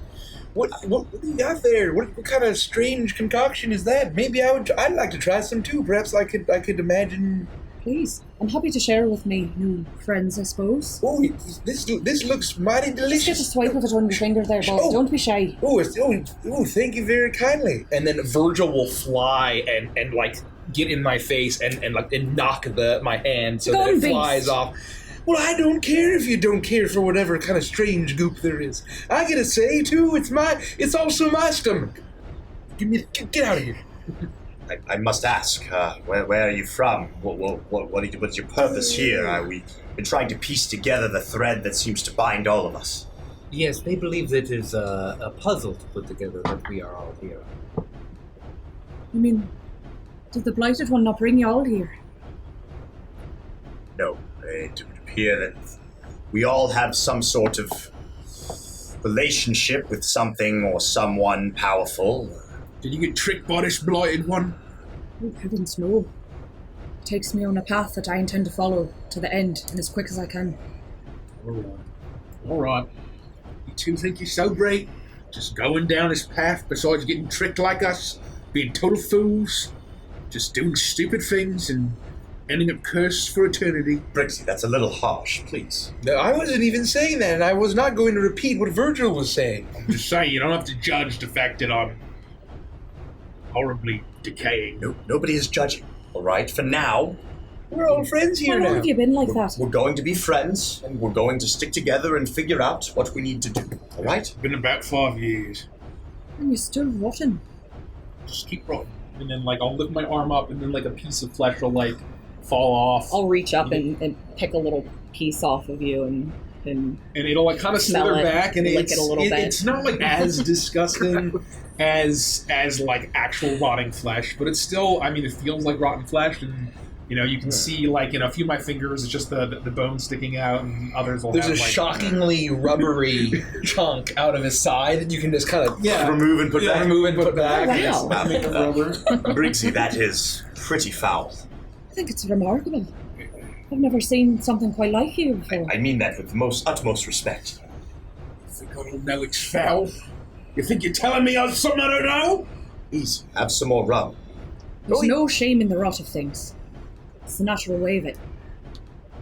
And so I should just rot to the ground, is that what you're saying? Exactly right. You should be so lucky. No, that's the whole point. I don't want to rot to the ground. I want to go back to how I was, before I was tricked. No, all things that fall and you go to the ground and rise again. If when you're trying to help me by making me just rot to the ground, I don't want your help. You understand? Honor. All right. Tensions are getting a little high, all right? Briggsy and I would both like to be returned to our previous state. I believe, I have hope, all right? I have hope that one day that will be something that we'll be able to figure out. It is one of the tenets of my faith, to bring hope. And you cannot bring hope if you are hopeless yourself. So please, Briggsy, remember, right? Well, I'm just saying, nobody's going to rot me into the ground. I want to unrot. I want to spend a good long time not rot. I mean no offense to you. Death is a hard thing for people to come by. Right, well, This is the living car, and we don't really seem related to life very much. I'll kind of be studying Marius. You lad, you look pretty healthy. Strong stock. What do you mean? What manner do you return to? And I just smile and reveal the fangs as I sip from my goblet of wine. Things are not always what they appear. I'll kind of reach forward and grab your hand. And do you feel cold to me, or like, do you feel normal? I don't think I'm warm. But I'm not like ice cold. I'm not like dead. I just like, it's like my skin's a little bit paler. It's like in the midway between like a vampire. Yeah, It's like chilled. It'd probably be Like clammy, but not cold. He would feel odd to me. Yes. Do you suffer from clammy hands? Try phenobiostat. I do. And I was just going to. You feel a little funny to me, and would I know? yeah, I'll say for the purposes of the campaign, everybody's aware of what everybody is. You might not have seen something like a reborn or a Dampier or a wandering scarecrow with a Virgil, but you've heard of them. You would know what they are. Would they have knowledge of someone like myself? Yes. Even though I imagine at this point they don't know what you are yet, but yes. Yeah, they I would. certainly don't. I certainly don't. I'll release your hand. How did you come by that? The way that you are. Well, my fair maiden, that is a very long story, and yes. Was it by choice? Make it a short one. No, it was not by choice. I was tricked. Or I should say that I fell to temptation. So now I'm like this, but my God has not forsaken me, and I have purpose. I seek something for my king and my kingdom that I hope may be able to return me back to my human form. I know something of temptation myself. If you don't wish to be that way, I don't know you that well, but I swear I'll do my best to help you return. Find your quest. It's very noble of you. I was just telling Jericho earlier that one of the tenets is always aid. Which he did. I think we all need to be doing for each other because we don't know what is to come.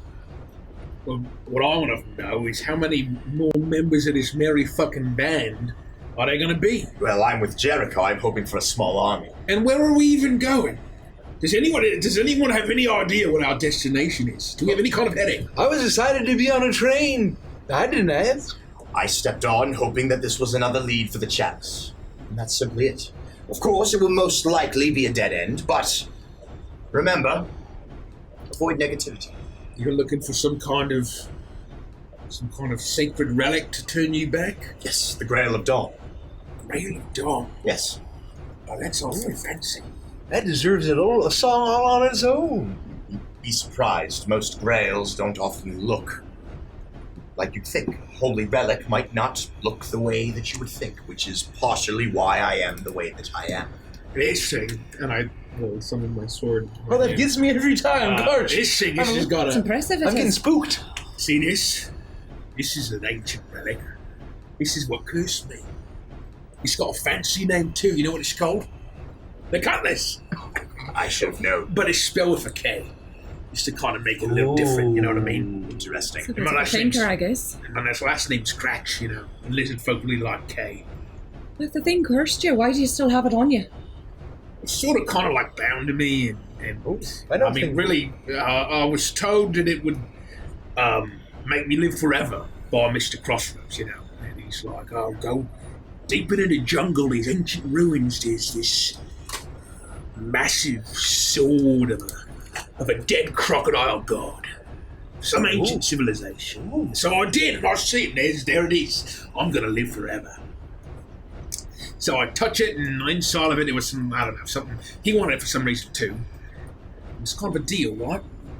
Turns out that after I used it enough, got a certain amount of souls, it made me live forever. Like this. I'm sorry to hear that. But it works real nice, let me tell you. Well, I suppose it's nice to look for little silver linings. Isn't that what the old Dawn fella saying? That's what you were mentioning? That is absolutely right. Mr. Dawn? See, I'm paying attention. And I would be lying if I said that I didn't use my current form to my advantage from time to time. Well. Anyways, the point is that watch out for these magical artifacts to the rest of you. Don't fuck around with that shit. Did you learn anything from trying to cheat the cycle of things? I mean, if you're learning who I should trust and who I should maybe fact check occasionally, I did. And you, White One? What are you looking for? A new adventure, I think. It's a good spirit. I have just completed my last great quest, and so I am between seeking things. Perhaps this is the path that I am meant to be on. Perhaps so. I think she's a skeleton. What? Why else would she wear a mask besides like being a skeleton? Do you have hands? Yeah, I'll lift up my hands, and you can see that my robes, though they hang long in the sleeves, you can see that I've got very realistic gloves. I'll tap her hands with my staff. I think the rot's going to your brain now too. Well, no, I think I can generally sense, and Virgil can confirm to me that she does have genuine mortal flesh that one could devour, but certainly not me, and certainly not Virgil. You naughty bird. Well, if you're not a skeleton, why do you wear a mask? One thing is clear to me. We all were the recipients of this magical ticket. We are all in this together. If I take that thing off, would it hurt? There's only one way to find out. And so you're asking, I suppose, would it hurt her or hurt you? Or would she die? But you're a really big guy.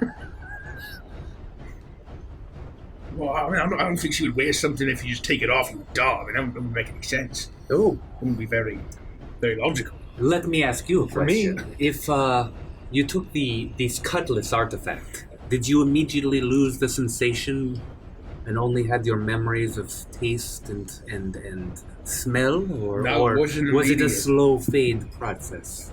It wasn't immediate. It was once I cut down a healthy number of folks with souls. And then that's what happened. Do you need to continue to feed this weapon in order to maintain your life essence, or have you crossed some sort of threshold? I don't rightfully know. All I do know is that me and this thing, we're bosom buddies. I don't think I can get rid of it. Here, let me show you. And I'll rest it on like a table, and I'll like in the back of the car, and I'll walk up and I'll sit down. It's gonna be very clear in like 5 minutes. Oh. We can talk about something else in the meantime. Right? Oh, yeah. Is that not the trick? Well, no, you stepped like a good 20 feet away from the. Yeah, but it's still there. I mean, there's something impressive about that. I misunderstood. I'm You sorry. begin to hear the strange grinding sound of a speaker somewhere off in the distance begin to emanate noise as you hear the vagrant's voice boom out as if echoing all along the course of the train. Get one good last look of Avantris, friends. We're about to be on the last leg of our journey, and it's a long one. What's that supposed to mean? I glance out the window. It's still just fog. It's still just mist. Can't mean we're leaving Avantris. I don't know where there's else to go. You hear the vagrant's voice fill your passenger car as the mist that had been your only view for most of the trip dissipates, and you see the landscape of moonlit highlands rushing past you out of the windows of the Ghostlight Express. The full moon hangs directly overhead, very near its zenith, as the ghastly train winds through the hilly terrain towards the destination that becomes unmistakable to all of you. Before you stands a lonely hill far taller than the ones you've been snaking around. Crowning its top is a circle of huge standing stones. Counting them, you realize there are exactly 13 stones forming a perfect ring. As the old black locomotive gets closer, its ghostly chugging getting more and more rapid, and the speed of the train increasing, that familiar grayish mist begins to swirl and condense at the center of the circle. It continues to swell and grow as the train arrives at the base of the hill and then rockets up its slope. The 13 monoliths loom larger by the second as the clouds of mist fill the entire ring, almost engulfing the stone structures. Finally, just as it seems as if the train will surely crash into one or several of the standing stones, the engine threads the needle and you plunge into the gloom, and once again are engulfed by mist. The train keeps up its breakneck pace as dense mist rushes past your windows, rattling side to side as the strange chugging of wailing voices gets louder and louder. And as you ride, you notice the scene outside the passenger car is different than the gloom you had traveled through previously. The mist seemed to swirl and shift violently, and you begin to see dark shapes within, as a new cacophony of wailing, hissing, growling, laughing, and all manner of malevolent whispers and shrieks begin to drown out the huffing vehicle that is the only protection from the increasingly violent mists beyond the glass panes. Soon, the vagrant's voice fills the room. Hold on to your hats, friends. It's gonna get a bit bumpy. The mists around Druskenwald has gotten a bit more violent and dangerous lately. I forgot to mention that bit. But don't you worry none, we'll be fine. Most likely.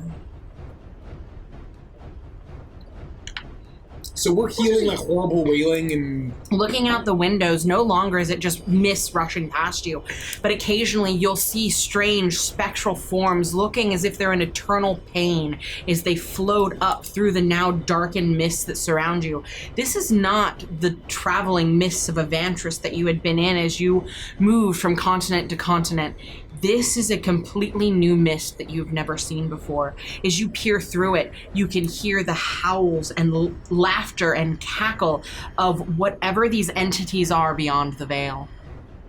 Do I get like a Beetlejuice when you're in the hallway and you open the door? That is exactly what you get. Okay. Yeah. I like it. Well, I suppose... Thank you for finding my inspiration. This is where the strangeness begins. We've said it a few dozen times, and I suppose we all prepare ourselves. Did you hear what he said, Druskenwald? Is that what he said? That's what he said. That is a blend. What's going on outside? You think they're gonna try to get in? It's certainly possible. Be prepared for anything. Well, he said we were gonna be okay, and it's just maybe this is just the kind of terrain. I never heard any stories except for what Virgil says about wailing souls that might take shape and try to drag you down into the fires with them. You know, I'm starting to worry about you and that bird. Well, I worry about it every day, friend. I turn and I look to see if the cutlass is still there. Is the cutlass still there? And so as by chance, as you look, you'll look at the right exact moment where after a certain amount of time of me being away from it, it just leaps right back and it like scatters to the ground at my feet. Oh, yeah, see? You hear the, now seems like a good time to have that. You hear the sound of a hand slam against the window, and as you look out, a woman, frail and nearly translucent, is screaming into the window at you as you see a dark wraith-like creature grab her and rip her from you. You see as she's turned, like pulled into bits and scattered into the mist, her face looking towards you with these ghostly, pure pearly white eyes. As she fades back into the darkness, you see long tendrils of black hands, almost made of pure dark mist, reaching out towards the train, thrashing at it. For just a moment, the train shakes this way and that. All of the food on the table is scattered everywhere, all over the place. You have wine spilled on you, food bits all over your bodies, as you see more and more what it appears to be spirits rushing towards the train, begging for you as they're pulled back into the mist by these dark creatures, as it slowly begins to calm. By Lythander, surely this must be some layer of hell. Have we heard of Druskenwald? No. How do you spell that? DR, it's Druskenwald, God. Druskenwald. Druskenwald. So it's like gotten it's that. like a German Wald. Yes. So Germanwald. Druskenwald. German vote. Drusken. What is this place? Oh, well, I don't know. Maybe it's all of our crazy relics. I've been holding something. I got this banjo which has a binding ritual grafted, and that's why Virgil's not too happy about it. I got this key, and he really wants me to use it and let him out. Is that it? I'm sorry. Just go back to the mist there. I don't think this is your fault in particular. I don't think this is anyone's fault. I've been all over Evantris. I've never heard a place called Druskenwald before. A loud guttural scream erupts from the mist. You look towards it, you try to find shapes, and you see movement darting this way and that, but you can't figure out where the scream comes from. As slowly descending from above the train and down is the form of a small, not more than 2-year-old infant. Tears streaming down its face as it reaches out towards you in the mist, and it's slowly pulled out into the darkness. So they're like ghosts, right? Yes. Like Like specters. I'm gonna clasp my rose talisman that's around my neck, and I'm going to close my eyes for a minute and think. I'd say out loud, "My God, Lathander, if you can hear me here, please help me." And I'm going to attempt to use divine sense as an action to detect good and evil to see if Lathander can hear my prayer. All right, how does that work? I just cast Detect Good and Evil until the end of my next turn. I can sense anything affected by the hallowed spell or know the location of any celestial feet undead within 60 feet. Just basically sensing if there's like evil, good or evil around us. I want to see if my God answers occasionally my call. you do feel something of that nature encroach around you, but it seems to be out in the mist somewhere. Nothing necessarily on the train, all but maybe one entity, though you can't determine exactly what it is. Perhaps you might also sense a fiend. Oh, yes. You would. Sitting right in front of you across the table, you sense a fiend. Yes. Okay. I will, but I mean, there's a lot of cacophony going on, though. I don't necessarily really notice, and I can feel the Morning Lord. He is not completely gone. We are not completely alone, but there are creatures of darkness around us. Oh, well, here's the thing. I mean, did Vagrant guy, he didn't seem that concerned. So, when they tell you to, even though you're violently shaking in some kind of vehicle, and they tell you, this is fine, it's just turbulence, and they expect you to fucking believe that? I just try to believe it. I do. And it usually is fine, and so I'm hoping it's going to be fine this time. Agreed. Regardless, we all need to be bracing ourselves, be ready for anything. Does this happen every time you ride on a locomotive? I couldn't tell you. As you witness the horrors of the dreaded mist that surrounds you, suddenly the train lurches to one side and all the lights in your passenger car go out immediately. The darkness that swallows you is far more oppressive than anything you've experienced, and those of you who had once been able to easily perceive your surroundings in the dark can no longer do so. This shadow is all-consuming. Are you there? Yes, I'm still here. Is everyone there? Roll call. We need a roll call. What is this? Oh, no, it's old Jericho Sticks, but you can call me Jericho, most folk do. Lathagar, are you there? For my whole life, I've been able to see even in the darkest, pitchest black dark. But I cannot see through this shadow.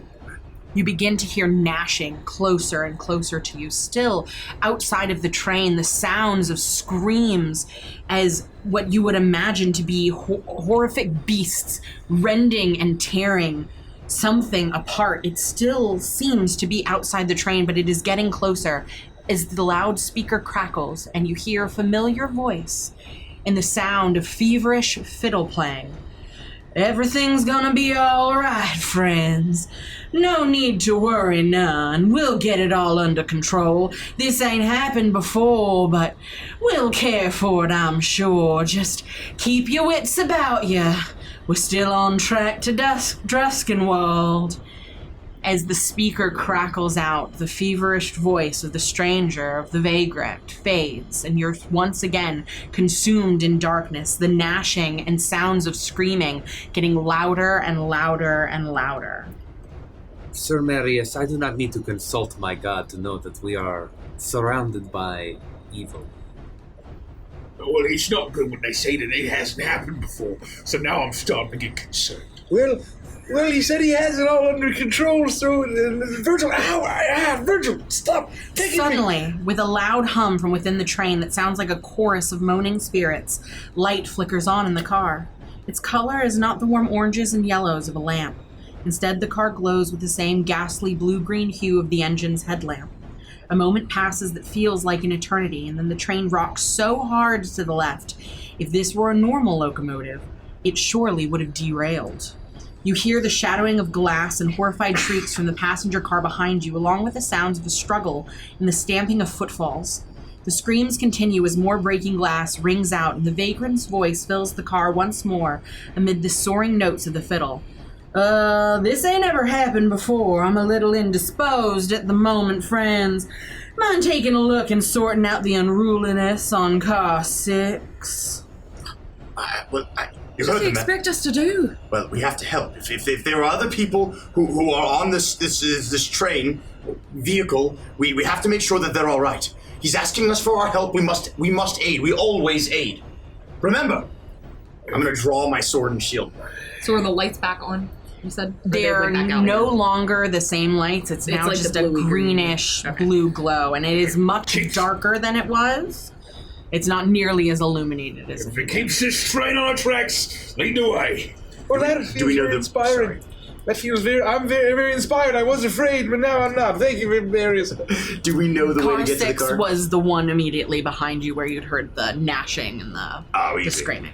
Are we all together? I do not think that we go to help. I think that we go to destroy. Sometimes they're one and the same. Agreed. And I will pull out my chakram and be ready to join you. I'll pull out my banjo and play a jaunty tune. Farron, are you ready? I'll help you. Then we're off. And we begin to run to car 6. As you rush into car 6, you see a scene of chaos unfolding, all awash in flickering green light. The moment you step into the space, a tendril crashes into the car through a pane, wrapping itself around the spirit of a terrified woman as it drags her shrieking into the swirling mist that surrounds you. A number of souls are completely overwhelmed in clouds of mist, and as they gyrate, you see all the color leave them along with the features they once had in life. The mortal souls are transformed into horrific gray shades of mist, a massive gnashing maw replacing their faces as they levitate in the car to attack the unturned passengers. One gnomish man is surrounded by 3 of the hissing creatures as they close in on him. Petrified, he makes a desperate attempt to escape by climbing out the window and hanging onto the ladder on the exterior of the train. You only hear his horrified and pained shrieks as the mist envelops him and a floating shade descends back into the car. Joining at least a dozen more as the creatures lose their form and fuse together in a swirl, becoming a horrific gray wraith-like creature with numerous hissing and wailing souls within. All these entities turn to move into the next car. They turn and face you, presumably the only living mortals on this train. Roll for initiative. Yeah! Let's fucking go! So are the windows broken and like? Yes. Okay, so they're the like coming mist through. is lashing in, but something about this train seems to be keeping it at bay. But these entities that you saw in the furthest reaches of the mist are now making their way onto the train, consuming the souls that were passengers, and they're now filling themselves with them. So this is the car, presumably. I'm looking at this. See what I get. First real roll. Not First much real better. roll. Natty 1. Yikes. Yikes. So this would there be like a door here? Is this the door? Marius would be at the lead here. We're all I think he's probably I here. will be right you behind probably him. are shoulder to shoulder. I would think Briggsy be next to me Briggsy, probably, and then Briggsy. Lethica would be very close, And and, then- our and then you druid's three going to be behind. Yeah, put and- yourself wherever you think you are. We don't have Jericho's minis in the yet, back. so Jericho's in the back. Richie made these really awesome tokens. Yeah, so Match So- the overlay. They We kind of will match have the overlay, minis. so hopefully it's easy to see. So if you here, can so. place all of these there, I would say just choose one of the long sides that's being crashed in and they're spilling forth from that. How spread out would you like them? Just basically all over the place. So like this one in the Yeah, back. maybe put him in the corner in the back. Yeah. She wanted like a side. Yeah. Like, Oh yeah, corner, yeah. Oh, cool, it's like a cone. I like that. Roll for initiative, please. Oh god! I'm gonna use this die that I haven't used since Feywild. Ooh. Okay, we're not rolling great tonight, folks. 7. 20 to 25. Big bad evil doer. Oh boy. Oh, that's not good. 15 to 20. 19. Anybody else?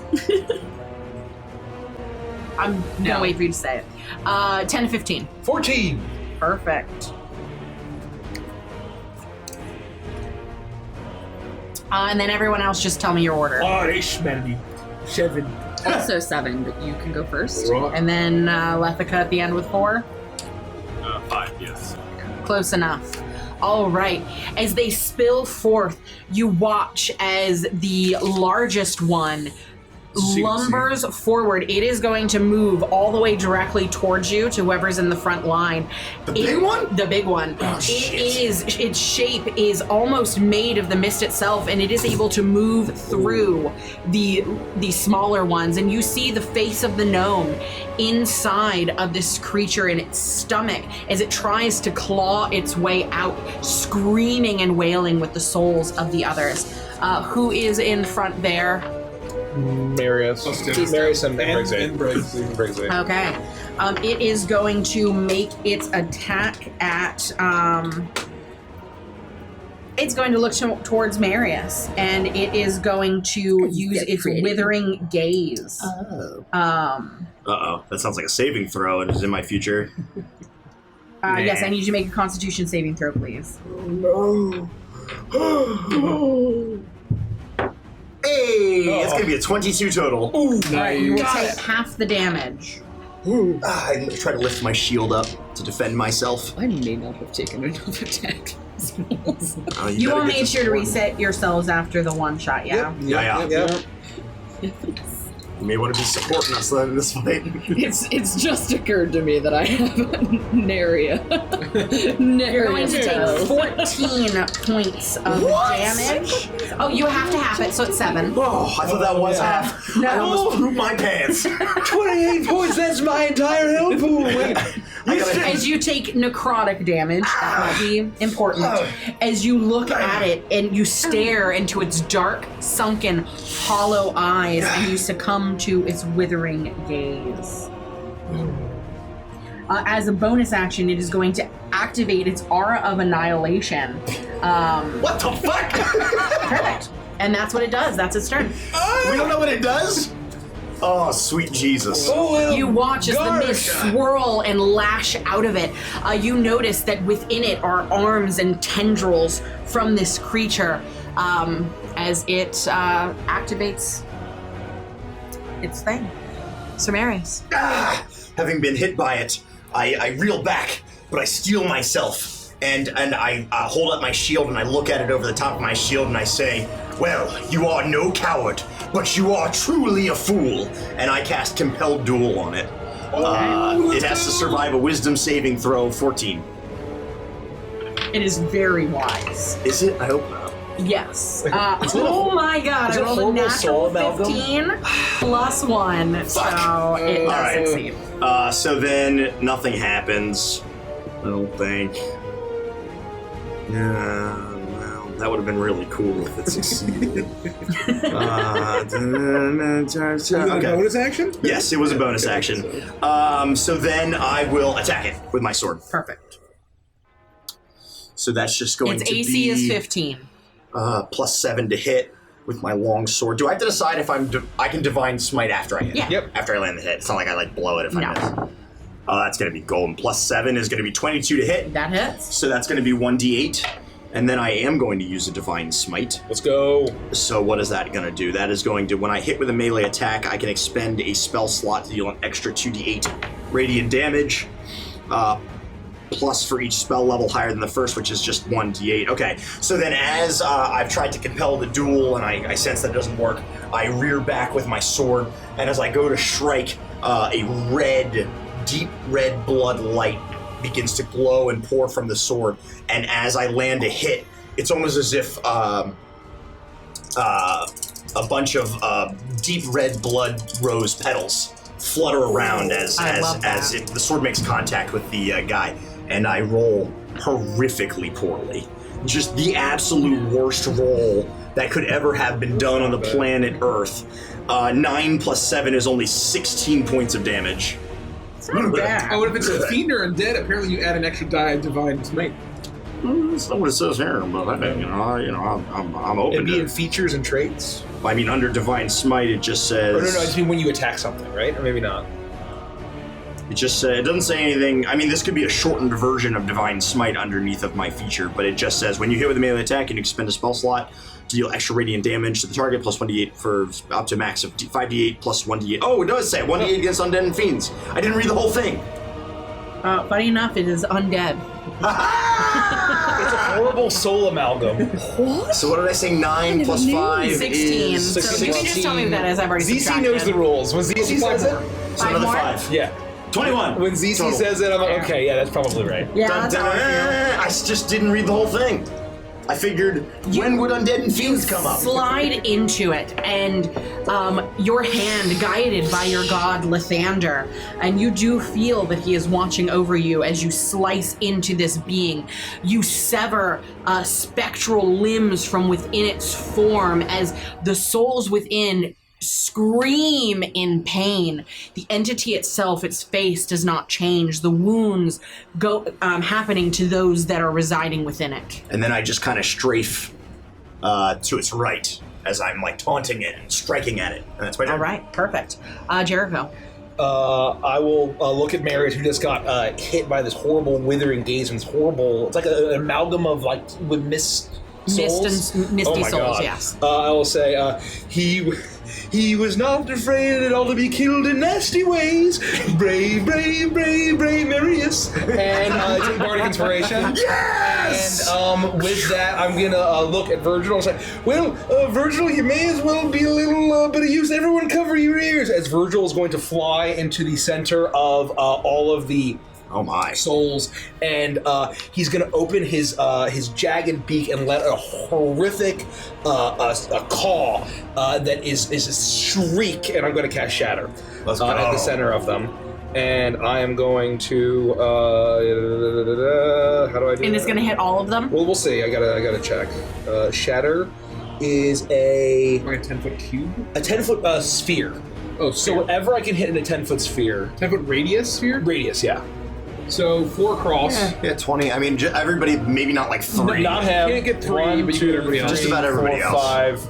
No, not And, 6. and does it hit your friends? It is, but I'll place it right here so it doesn't hit. It doesn't hit Marius. So it'll just Okay. hit these. Oh, it It'll doesn't hit big 3 or fella, 6. yeah. Yeah. Okay. Everyone but 3 Okay, or so 6. all of them need to make a Constitution saving throw, DC 15.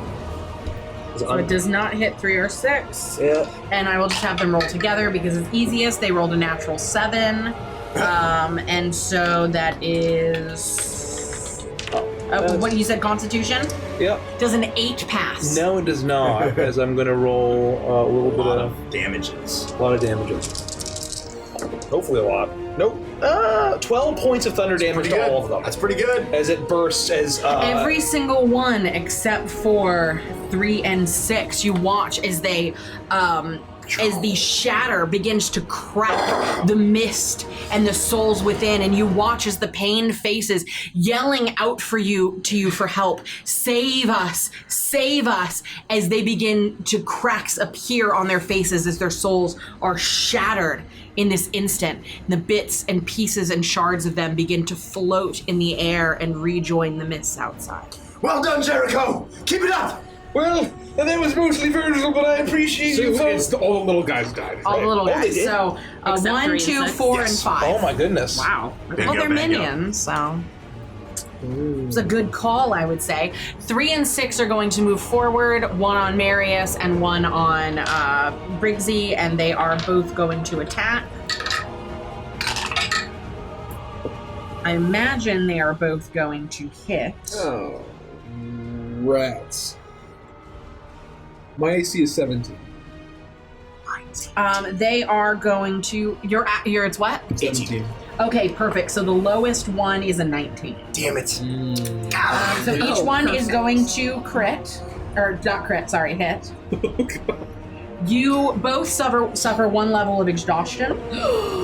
What? I'm feeling very tired. And they are both going to use their bonus action to hide. They hide? Yes. So where did they go? So we remove them from the board, or just keep them there so we know where they were? Yes, we'll keep them there so you know where they were. But it's just the little ones, or all three? It's just the little ones. Just the little ones. Okay. Yeah, this is not good. Where'd they go? And that is Brixie's turn. Yeah. Maybe this was a trick! And I'm going to, with my left hand, I'm going to kind of do a few, hand movements. And you will see on this big guy a couple of neon, green and pink and purple, markings appear on him as I cast Hexblade's Curse. I will curse him. 1 second. So it was Sir Marius's turn. I need you to. Yep. Oh no. His turn was. We both went. Yes, I know, but I'm starting with him first. Oh no. I need to put my bardic inspiration. Brave, Marius. You take 5 necrotic damage. Okay. Jericho, you also take 5 necrotic damage. I don't get out of bed for less than 30. Oh, what did I take from getting hit? I don't even have lungs, but I'm choking. Just the exhaustion. The exhaustion, no damage. And then, because you are facing it, I need you to make a Constitution saving throw, please. You as well, Jericho. No problem. Oh, Absolutely no problem. not even a. 12? No. You have failed. I have 9. Do I need to make? Oh, wait. Inspiration. What's your inspiration die? No. D6. Not yet. 15. What did you get? I got a 9. Oh wait, no. Yes. I got a no. An 8 plus a 3 is to be 11. You have failed. You have succeeded. Thank you, Jericho. Nothing happens to you. Yes. Oh no. Aha. And you got a 9? I got a 9. Okay, well, it wasn't. Sounds good. You are going to take some psychic damage. No worse than Nothing Jericho. happens to you, but is inflicted. you're going to take 12 points of psychic damage. Wow. No. The miss. Going forward, you could choose to avert your eyes at the start of each of your turns. Okay. So yes, you also, I guess, would have to do the same thing. I need you to make a Constitution saving throw, please. 12 points, right? I crushed it. 20. Then nothing happens to you. You're fine. Okay, so I will do that. I will hex him with the Hexblade's Curse, and then I will come in with an attack with the Cutlass. Let's go. Big money. That might hit. Oh, and just so you know, if you choose to avert your eyes and avoid this, you are disadvantaged against him while doing so. Okay, yeah. So you're not looking at him. Yes. Yeah, got it. Noise. I'm not slicing bitch in two. So yes, Briggsy, what are you doing? Okay, so I have not cast that spell. So I believe I hit with a. Let's make sure. There's a 19 to hit. Yes, it's a 15 to hit. Okay. So I'm going to use these bone dice that Maya got me. So Cremi. And I'm going to roll 4, 5, 6, 14 points of damage. You slash into him with your cursed blade. You see as the neon colors light up the room for just a mere instant. It's almost horrific the way the pinks, purples, greens, the neon colors cause the looks of abject terror and desperation on the faces of the souls inside of this entity. It almost makes them look even more desperate to be returned to their form as you slice into it, and you do a significant amount of damage. Okay. Nice. Farron. I will, and the little ones have not returned yet. They're hidden. They're still hidden. You can still attack them, right? They're just a disadvantage. If you're trying to swing around looking for them, I mean, obviously if they're horrible shade monsters, they disappear, they can't be hit. And that you're the GM and you can say that. So I would step around Briggsy, and you see my head full of just kind of like jet black matted hair. There's like bones and shit in it. Take a damn bath. I never. And my small antlers growing out of my hair. You'll see me lower my head as if I'm going to charge and ram the main one, since this has disappeared. So I will run for it, and at the last second I will claw up with my long kind of gnarled nails on my hands, and I will cast my primal savagery. Ooh. So as you rush forward, for a moment, where that entity had stood, you feel a complete frigid cold. As it almost, and you feel tiny hands reaching out and pulling at you. You can't see them, but you can feel it. The fingernails on your flesh, the clammy skin of the dead, the coldness of death itself, but you cannot see it. As you step out onto the other side, warmth slowly comes back to you, but you still feel that chill, and you're down to your very core as you slice into this being with your antlers and your nails. Yeah, I'll reach up and slash across them, and where my nails have gone across, you'll see streaks of like a black, where you on a full body you might expect to see like a streak of blood or broken skin. You'll see black that'll start to spread out slowly from my nails, little puffs of spores kind of leaving a trail. So that'll be a melee attack. And we'll see what happens here. Welcome, Asbold. Welcome. Welcome. We're fighting horrible soul abomination amalgamation. 16. 16 hits. Okay. So we will take a 10.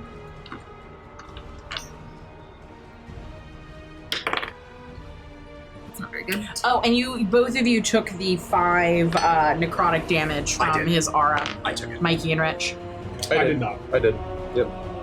So it didn't roll very well. It's only 2 damage, acid damage, if that matters. You gotta do the eyeball thing. Thank you. You gotta do the eyeball thing. If you're looking at him. I lowered my head. Oh. And so you rolled at disadvantage. Oh, I did not. Yes, if you avert your eyes so that you don't deal with death glare, you have to. But you actually can't do that this round because you don't know that it's a thing. Anyway. Okay. So I need you need to take 5 from his Aura of Annihilation. Okay. And then I need you to roll a Constitution saving throw. You can avert your eyes next round, similar to what happened with the Medusa. Natural 1.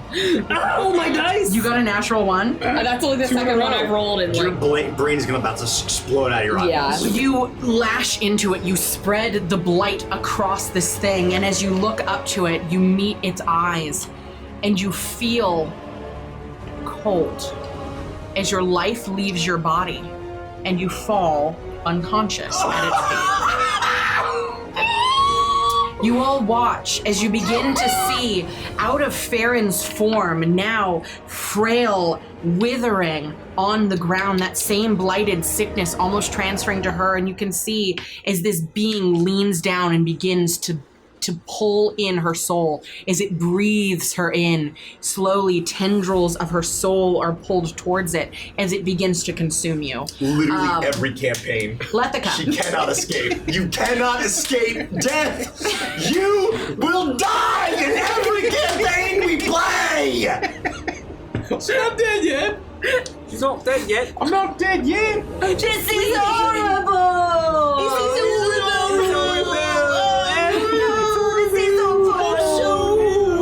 is terrible. Well, So was that Big Bad's turn, or was that? No, that was Kelsey's Death Gaze. Oh, wow. So this round, everyone has to deal with it. Next round, you can choose to avert your eyes, but you will be at disadvantage fighting against So them. I don't know to change to avert my No, eyes? not until the next round. Everyone has to go through one round. Get the taste. Everyone gets a taste. $2 Straight up go for it. Dear. Kick him in the balls. I had originally had a game plan, and now that I'm seeing one of my potential companions fall to the ground. Oh, and I'm so sorry to do this, Kels, but chat is right.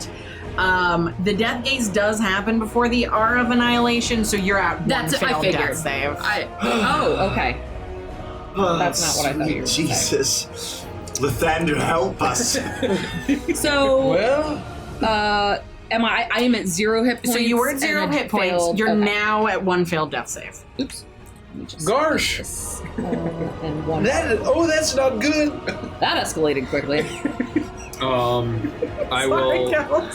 I'll step forward, and I see this deer-like creature, this new friend that I've made, fall to the ground. Not knowing what state she's in, I'll say, "Blessed Night Singer, embrace this creature like you have embraced me." And I'll cast Healing Word with a bonus action. That'll be. Oh yes, take 9 points of healthing points. And with my action, I will turn to the creature and I will say, "Go back now into the darkness, or we will make you go there ourselves." I will cast Toll the Dead, which I believe it needs to make a Wisdom saving throw. Rolled a natural 18 plus 1, 19. This thing is incredibly wise. Just plus 1. It's so wise! The wisest ghost Okay, I've so ever seen. nothing happens because it succeeds, and that'll be the conclusion of my turn. Doesn't that feel so bad? It sucks. Oh, it's That's what I awful. hate Toll the Dead for that reason. When it works, it's missing an nice, attack. but Yeah. and you're it's a right, cantrip. It is but, like missing but an attack. It's awful. That being said, I need you to take 5 necrotic damage and roll a Constitution saving throw for me, please. Don't roll a 1. This one rolled a natural one last. Let's try the other one. Yeah, I need to test all my dice. Ah! Oh! What's happening? No! I fail. We do have twists. What? Twist. Now we know what Oh, it does. now we have twists. I didn't know what it was going to do. It was ceremonial It was for you 5 to get points of murdered. damage beforehand. We didn't want to save you, Kels. Is that what you Just want to hear? sacrificed over No, here. I'm not taking the twist. Okay. What did you roll? Natural one. So what is your score? My Constitution saving throw becomes. Testing. So I get a 4, and but I have advantage if it's against being charmed or being put to sleep. No. Unless you count death as the ultimate sleep. Yeah, And I don't. what Andy said. You reach out your hand and you bring life back to Farron's body. You feel for a moment like you are graced by Shar, though she cannot physically be here with you. You feel like you are doing her good work. As you look up towards this being and you yourself feel that same pull, you fall to the ground unconscious. Its aura whips out at you. You are now at 1 failed death save. As So I'm unconscious. it moves from Farron, who's no longer. Yeah, you are 1 failed death save. Am I at 0 hit points, or does my So hit this points? drops you to 0, but the Aura of Annihilation happens afterwards, and that does damage. So you're at 1 failed death Yeah, so save. it puts you to Nikki, dear, 0. I don't want to Just play anymore. mechanically in D&D Beyond, I need to put myself at 0 hit Yes. points and then 1 failed death save. Yep. Yes. So that the viewers at home can enjoy your pain. And you watch as this entity moves from Farron's form, sensing that it is no longer on the precipice. And it moves towards. Where is Lethica? Right there. The circle, right? Yes. Yes. It pivots towards Lethica and it begins to suck the soul from her body. Sick. It is its turn, so it is going to. Derek made a fucky wucky, and It now he is has to go in going the to forever turn box. towards. These are gonna go Who over has hit here it? now. Marius. It's going to turn towards you as you did the most amount of damage, and it is going to give you a withering gaze. I need you to make a Constitution saving throw. Sick. Sick, Brad. 7. You are. I'm taking some damage. That's all. I Yes, can take you damage. are. I can take damage. Okay. Your twists. I can take damage all day, baby. And yes, to answer chat, I am on D&D Beyond. I'm giving it a try. We'll see what happens. It's great. So you can trust my shit. Not sponsored. Yeah. 26 points of You're so necrotic far. damage as it turns towards you, and it begins to stare into you.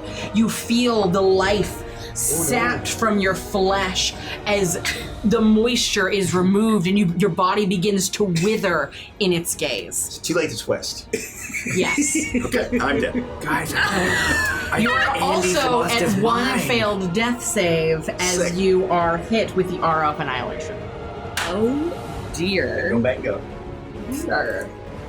Moving right along there. I need you to make another death save as you are. I'd love to. Okay. This is real bad. That's a pass. You're good. All right. This is. You are, while you are on the ground, you are not being hit by its aura, so you're not going to perma-die right this second. Beautiful. But that would have been fun. Jericho. Oh gosh. Where am I? Oh, so wait. I'm looking down, and Mary has a spooky ghost. Okay, I'm going. Never make that face again.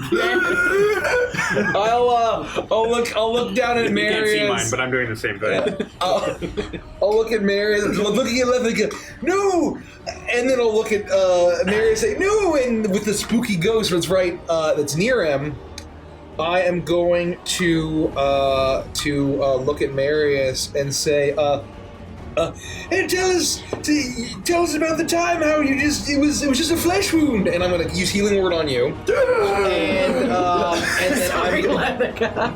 I'm going to bonus action heal that. That's healing word. 1d4. Oh god, that's it. That'll be 7 points of healing damage, healing damage, of healing. More than I need. And then, if the spooky ghost is there, I'm gonna look at it, and I'll say, I once saw a baby chick choke on a worm. Both died. Isn't that great? And use Mind Sliver on it, and use make it into. Oh my god, that's horrible! I need Mind Sliver, and I need it to make an intelligence saving what's the throw. DC? Intelligence So it's gonna 15. be one of those. So I rolled a natural 16. Oh no! It takes Its int is -2. Oh! Let's go! It's going to take a bit of damage. Oh goodness. Gosh, I need to, because it's my The vest. look on your face, Mike, was like, I rolled a natural 16, you're like, oh no. Because he's gonna die. Oh, isn't that great? 6 points of psychic damage. Wow. Massive. Damn. Absolutely massive. It is looking very weak, but it is still somewhat corporeal as it looms over you. You see as its mouth is open, sucking the soul from Lethica's body, another mouth had formed on its side as it began to suck the soul from Marius, but you see as that one closes and screams in pain as you heal Marius, his life no longer leaving him. It is Monsters 1's turn. They are going to drop their hide. Gross. And they are going to move towards, well, one's on Farron, and the other one is on who? Marius. Yeah, Which is why I healed Marius. him. And so I need That's where you they were, both. anyway. Oh no, I Yeah. need to attack you. And so for Lethica, or not Lethica, sorry, for Farron, it is a 20 to hit, and Marius is an 8 to hit. I deflect it with my shield. I die, I guess. So you are able to deflect it, Farron. You feel as this entity begins to drain the vitality from your body. You now have 1 level of exhaustion. No damage, thank God. No damage. Oh, that's good. Tire And me out, they baby. are going Don't take my hit to points. use their bonus action to hide again. Okay, gosh. Crazy. Ooh, whoops. Do I get the sense that looking at it is what's bad, or is it looking at me and me looking at it? Looking at it, at this point, you know that you could. So you're still on the ground. Yeah. Yes. Jericho, I need you to take 5 necrotic damage and roll a Constitution saving throw. Could you explain this aura thing? Wasn't I looking down So the he ground? has activated an aura that for 30 feet around him, he is lashing with these like spectral claws, You're taking essentially. Can we see it? Just being near it is radioactive. Yeah. It's 30 You can feet see there. it, You're not escaping but it. Like, there- But like I'm on the ground. Like, can I like see that it's above me? You can Or, see that like- it's above. So if you are on the ground, like I mentioned with Marius, you are not prone and unconscious. I'm, for the sake of this, I technically could just kill you outright, but I'm choosing not to. Thank you for that. 16. 16. Oh, you pass. Okay. That You sounds... take absolutely no damage. Nothing Oh, happens. yippee! Well, except for the 5 Except for the necrotic. 5. Oh, gosh. But yeah, so while you are prone, you are not dealing with it. So basically, I could make the saving throw or and- attack with this. or attack with disadvantage, and if we know that the losing all your health is failing the Constitution saving throw, or no, it doesn't. Probably by a certain No, number. I think it's failing it very badly. It's like Because otherwise, you petrified. probably will take damage. Got it. Okay. Or, yeah, something else will happen, right? I think it's very much if you fail very badly, you die. We're gonna try this. I'm going to look at it, seeing that everybody's fucked, Oh, and man. seeing that it's kind of weak. I'm going to attempt. I'm going to do. ZZ's right, they would have been at advantage because both of them were prone. But I rolled a natural 3, so it's 7, so you still don't take a second level of exhaustion. I love you, ZZ. Please be here for all of our spooky campaigns where I'm trying to torture everybody. Yeah, or don't. You know, either. Say. Sorry, what were you saying? I'm gonna say you get 2 hexes, and I'm gonna cast hex on him. And are you averting your gaze? No, Okay. He's letting this motherfucker rip. I need a really good D20. I'm gonna use one Yeah, of those. yeah, don't miss. Does that happen for spells too? Oh boy. May I What is twist wrong it? with this table? You may twist It it. is a natural one. Yeah. Have you rolled a natural one as well? As soon as Well, you you're said next. that, this is the hubris campaign. As soon as you experience any form of like, I'm gonna do this, you're not gonna do that. Better. There we go. We're gonna. That's a hit. It's humble That's a pie hit. time. It's humble pie time. It's 15. Oh no! So I So what was the do. answer that if you Shitload of cast damage, a spell, hopefully. does that We'll see like, how is we that do it. He's got it. disadvantage the Yeah. same as it would be if you're reaping melee? 3. What? Like if you're prone. Oh, Not bad. Could be You're worse. at disadvantage, I believe, Yes, if you're yeah. on the ground. 6, 7, 8, 9, 10. They're at advantage on 11. you, you're at disadvantage on them. Well. 13, 14, 15, 16, 17, Yeah, 18 points of damage. How do you want to do this? Yes, very violently. I will. Oh, well, first, take 5 necrotic damage. Hopefully that doesn't straight up kill you before you have a chance But to you attack. don't have to deal with the death case at all. Oh, okay. That'll work.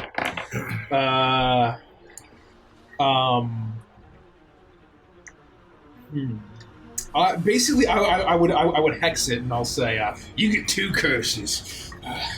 And please just, he's feeling a little hungry. And I'm going to slash into it. And as I slash in, you will see at least part of it start to kind of get sucked into the blade that I'm wielding. And, I want to basically disperse its life essence and pull in some of the soul. You begin to slash into this thing, and you do expect something like that to happen. But whatever essence that blade craves does not exist any longer in the entities that are inside of this being.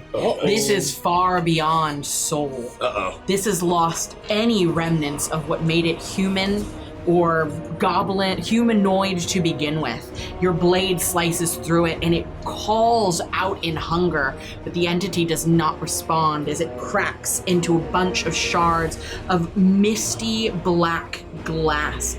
Shining in them in the very pale blue and green light, you see the wailing looks of the faces, the humans, the people who had once had lives that were now trapped forever in this entity as the shards slowly float out into the mist, lost forever. Damn. Nice job. Baron. Shit. Oh gosh. Oh, he's gone though. Big guy's gone. Big guy's Yeah, he's gone. gone. And the other ones disappeared. Yeah, they're hidden. I mean, you can still attempt to attack them. You know they're rough. Yeah, I location. just You're just at like- disadvantage. Okay, so seeing the thing shatter and I'll I think I would stand up and I forget, did 3 attack me before? It did, didn't Yes. it? Okay, so I would stand up and turn to where it was and strike out with my walking stick with the skull on it.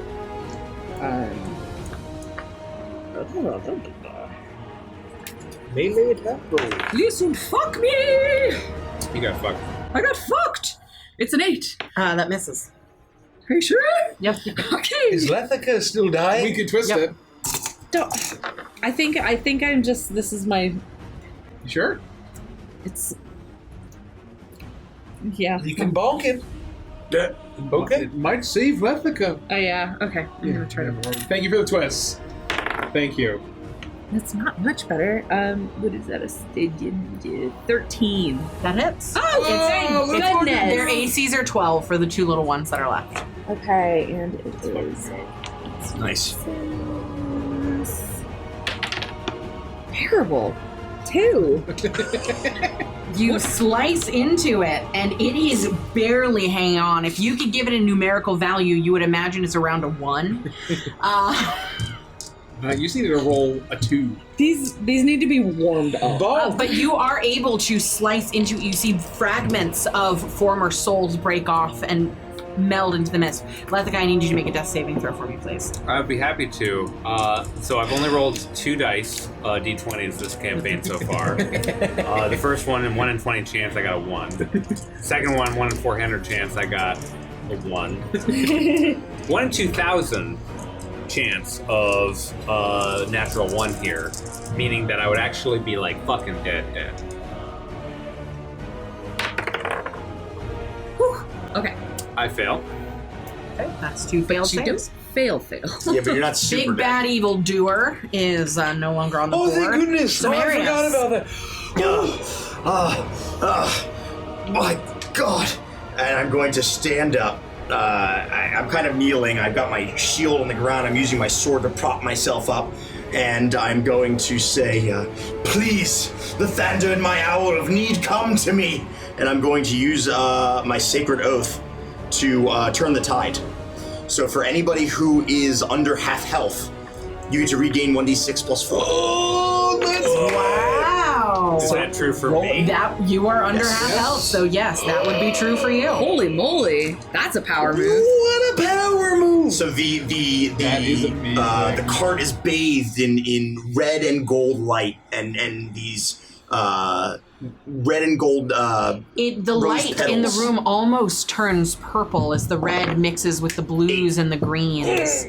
As this radiant light emanates from Marius, as you're all showered in these, in the light, purple petals as they begin to rain down around you. And you see as the mist lashes out and touches them, they begin to fade away and decay. It is so fucking good. Yeah. So if anybody's at half, if you're at under half health, you heal 8 points of hit points. Beautiful. Romantic. I flash fair and a fancy And smile. thank you, Horrible I Tomato. saw Thank I you. got some right here. We Thank need you for it the twist. very We do need it. badly. We do need it It's a very cold badly. table. Our dice have I'm rolling fine. Jericho. Oh. I didn't expect to take 26 Oh, damage. look, and you'll see as although I'm not healing flesh, you'll see the burlap sack and the straw sort of stitch back together, and that you hear the iron as the iron like cages within me are connecting. And also, Marius, I feel so inspired. Fear not. Fear not, amalgamation of soul dust and mist. Famine is no doubt round the corner, and gross bugs and rats sleep in our beds. Isn't that great? And I'm gonna use mind slip on it. Jericho, what the hell? So it's a saving throw or something. It's an intelligence saving throw 15. It was almost a natural 20, but it's a wisdom, you say? Intelligence. Oh. Does a 4 succeed? It is 4 points of psychic damage. And which one was this? The one in front of you? The one that Alright, I... number 6. Yeah. Where there was nothing before, you now see as whatever this entity was, the souls fracture within it. On the shards of what almost looks like glass, you see the horrified faces of those that will never reclaim form as they pass into the mist. I don't care for gross bugs either. Monsters 1. It is going to make an attack on Farron. And that is going to be a 16 to hit. It does. You are going to suffer another level of exhaustion. Ooh. It's only the third one is real bad. The Briggsy. second one's pretty bad, right? It's just happening. Seeing that he's just right next to me, Yeah. I'm going to turn and I'm using my left hand to do some hand movements, and you'll see kind of this lingering hex that was where the big guy was. We'll sort of swoop over to that as I come in with my cutlass, and it's a hit. Do you do more than 1 point of damage? I do 16 points of damage. Yes, so you do. You do more than 1 point of damage. No, 18 points of As damage. you slash into this entity, and again, the same familiar imagery of the shards of former people as they melt away into the mists. My heal was a bonus action. I meant to ask you. I didn't know. meant to ask you because it says one action, but down here it specifically says that they're both. Yeah, no, bonus actions. I could have used a bonus action to either healing word or to inspire. That's like super misleading. Yeah. It's a channel to use one action, but we're they're both learning down our here, they're both bonus characters. actions. So next one. time. Yeah. Next time. As you slice into this one and you watch as it begins to fade out into the mist, another tendril of What if they're darkness bonus actions? slithers around the corner of the open portion of the window I'll show you. and hesitates for a moment. The final strike almost a warning to it, as you hear strange gnashing, almost as in some foreign, horrible tongue that you do not understand. As you listen to the malicious hissing, as it slowly begins to dissipate, the tendril slithers back out from the wind and through the broken window and turns into a form of mist, as well as the rest of the transformed dead, drained of everything that had made their souls truly theirs. As soon as the last wisp of mist has left the car, the light returns in its normal hue as the violence around the train calms and it continues to rattle forward, with the vagrant's voice echoing around you. Thanks for taking care of that. First time for everything, I suppose. But good news, we're here. Music change. Give me a second, because I hate this out. Well done, everyone. We are still here. I apologize for falling. It's been so long since I faced anything of that severity. Well, we survived, and those poor souls, I guess, didn't. They don't have souls. Those hates. Sorry about that. You're probably none too happy as I look at the cutlass. I sit up, only having just gotten healed by whatever magic it was that you brought to the party. I'm checking my mask to make sure that it's still on. What was that exactly? The mist rushing by the windows disappears in an instant, and the train immediately rockets into a huge valley under the cloak of night, but it is unlike any valley you've seen in Evantris. You leave behind a vertical wall of that oppressive wailing mist that seems to surround this entire realm. You then can barely believe your eyes as the train passes between the legs of an absolutely colossal wicker structure, sculpted in the shape of some sort of humanoid titan. And as you roll further into the valley, you see more of them erected, even distances away from each other, forming a ring of eternal sentinels just on the edge of the surrounding mist. What also strikes you as strange is the seemingly paradoxical collection of biomes present in a relatively small space. To your right, out the window, you see a mountain range. In the north, covered or blanketed in snow and glaciers, while to the south, across the valley, is a rising jagged ridge of bald peaks with perhaps even a desert stretching in the highlands. A high swath of ocean spreads for miles before being swallowed by the circular wall of gloom, with coasts, marshes, and swamps making up much of the eastern portion of the valley.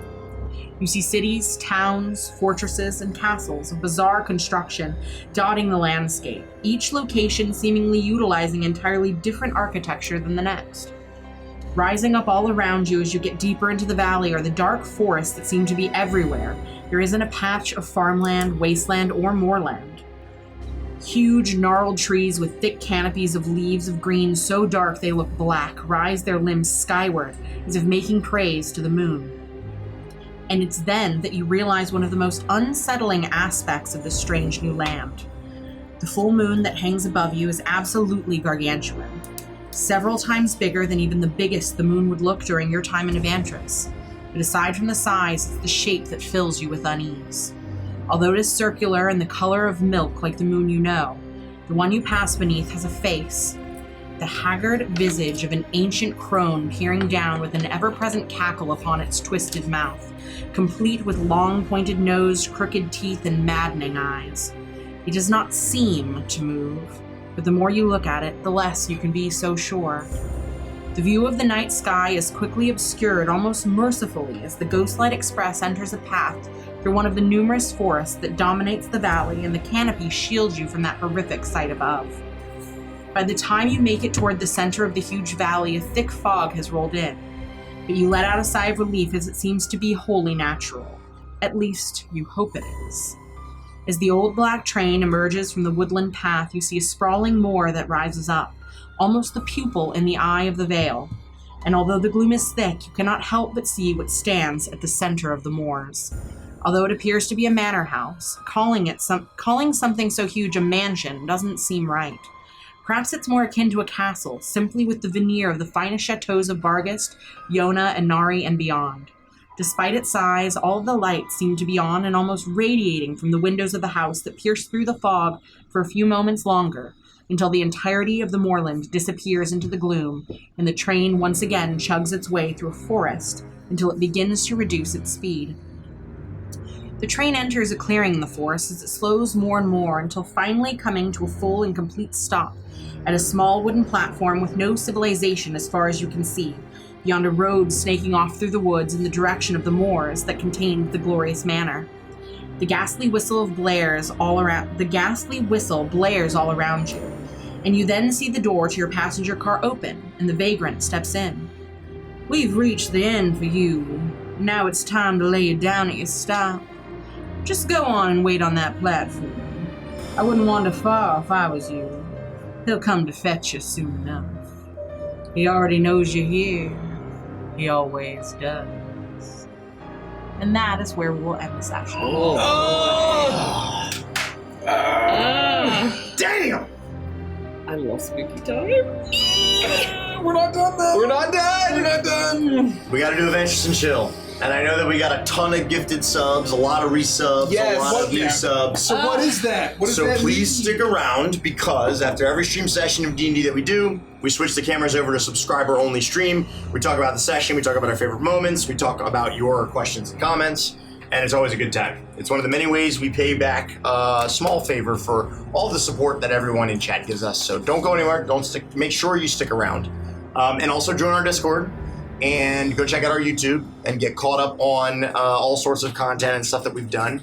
And if you're a new sub or a returning sub, then stick around for Adventures and Chill. Just out of curiosity. And thank you, Lily Royal, for the follow. Thank you very much. Thank you. And thank you to everyone for being here tonight. It meant a lot that you all showed up. Since it's been a year since I DM'd, so I was a little nervous. Amazing. And she's back at it. I love spooky. Be sure to join the Discord, because on Friday we have the first episode of Icebound, which is going to be DM'd by Derek. We have Beneath Dark Wings on the 16th of October, and our next episode of Edge of Midnight is going to be next Thursday. So not next Yes. Tuesday, next Thursday. Next a little Next bit earlier in the Thursday. week. Going forward, this campaign will be every Thursday until it's done. Yes, and I want to read this comment. Hello from Brazil. Been watching you guys since the Death House. Love your group, and Nikki is an awesome DM. Thank you so much. Second If DM you're still straight. here, Thank Saga you. Gemini, yeah, enjoy the Thank gifted you. sub. Hopefully stick That's so around. nice. And ZC, hold on, I'm getting you too. And Amarnath gifted a sub to Abby. Thank you so Thank much. you. Thank you. Aw. Yeah, thank you so much So for all stick the around for gifted Adventures subs. and Chill. Gemini's still here. We're gonna cut over. Yes, we'll see you in We'll Adventures and see you Chill. on Friday. Thank you so much for the support. Or we'll Friday. see Yeah. Have in a few sub, seconds. please join us. We'll If see you you in a don't sec. have a sub, you get a free preview for roughly think. 5 minutes. We think. We hope. So excited. Glad. See you soon. See you guys. Bye. Bye.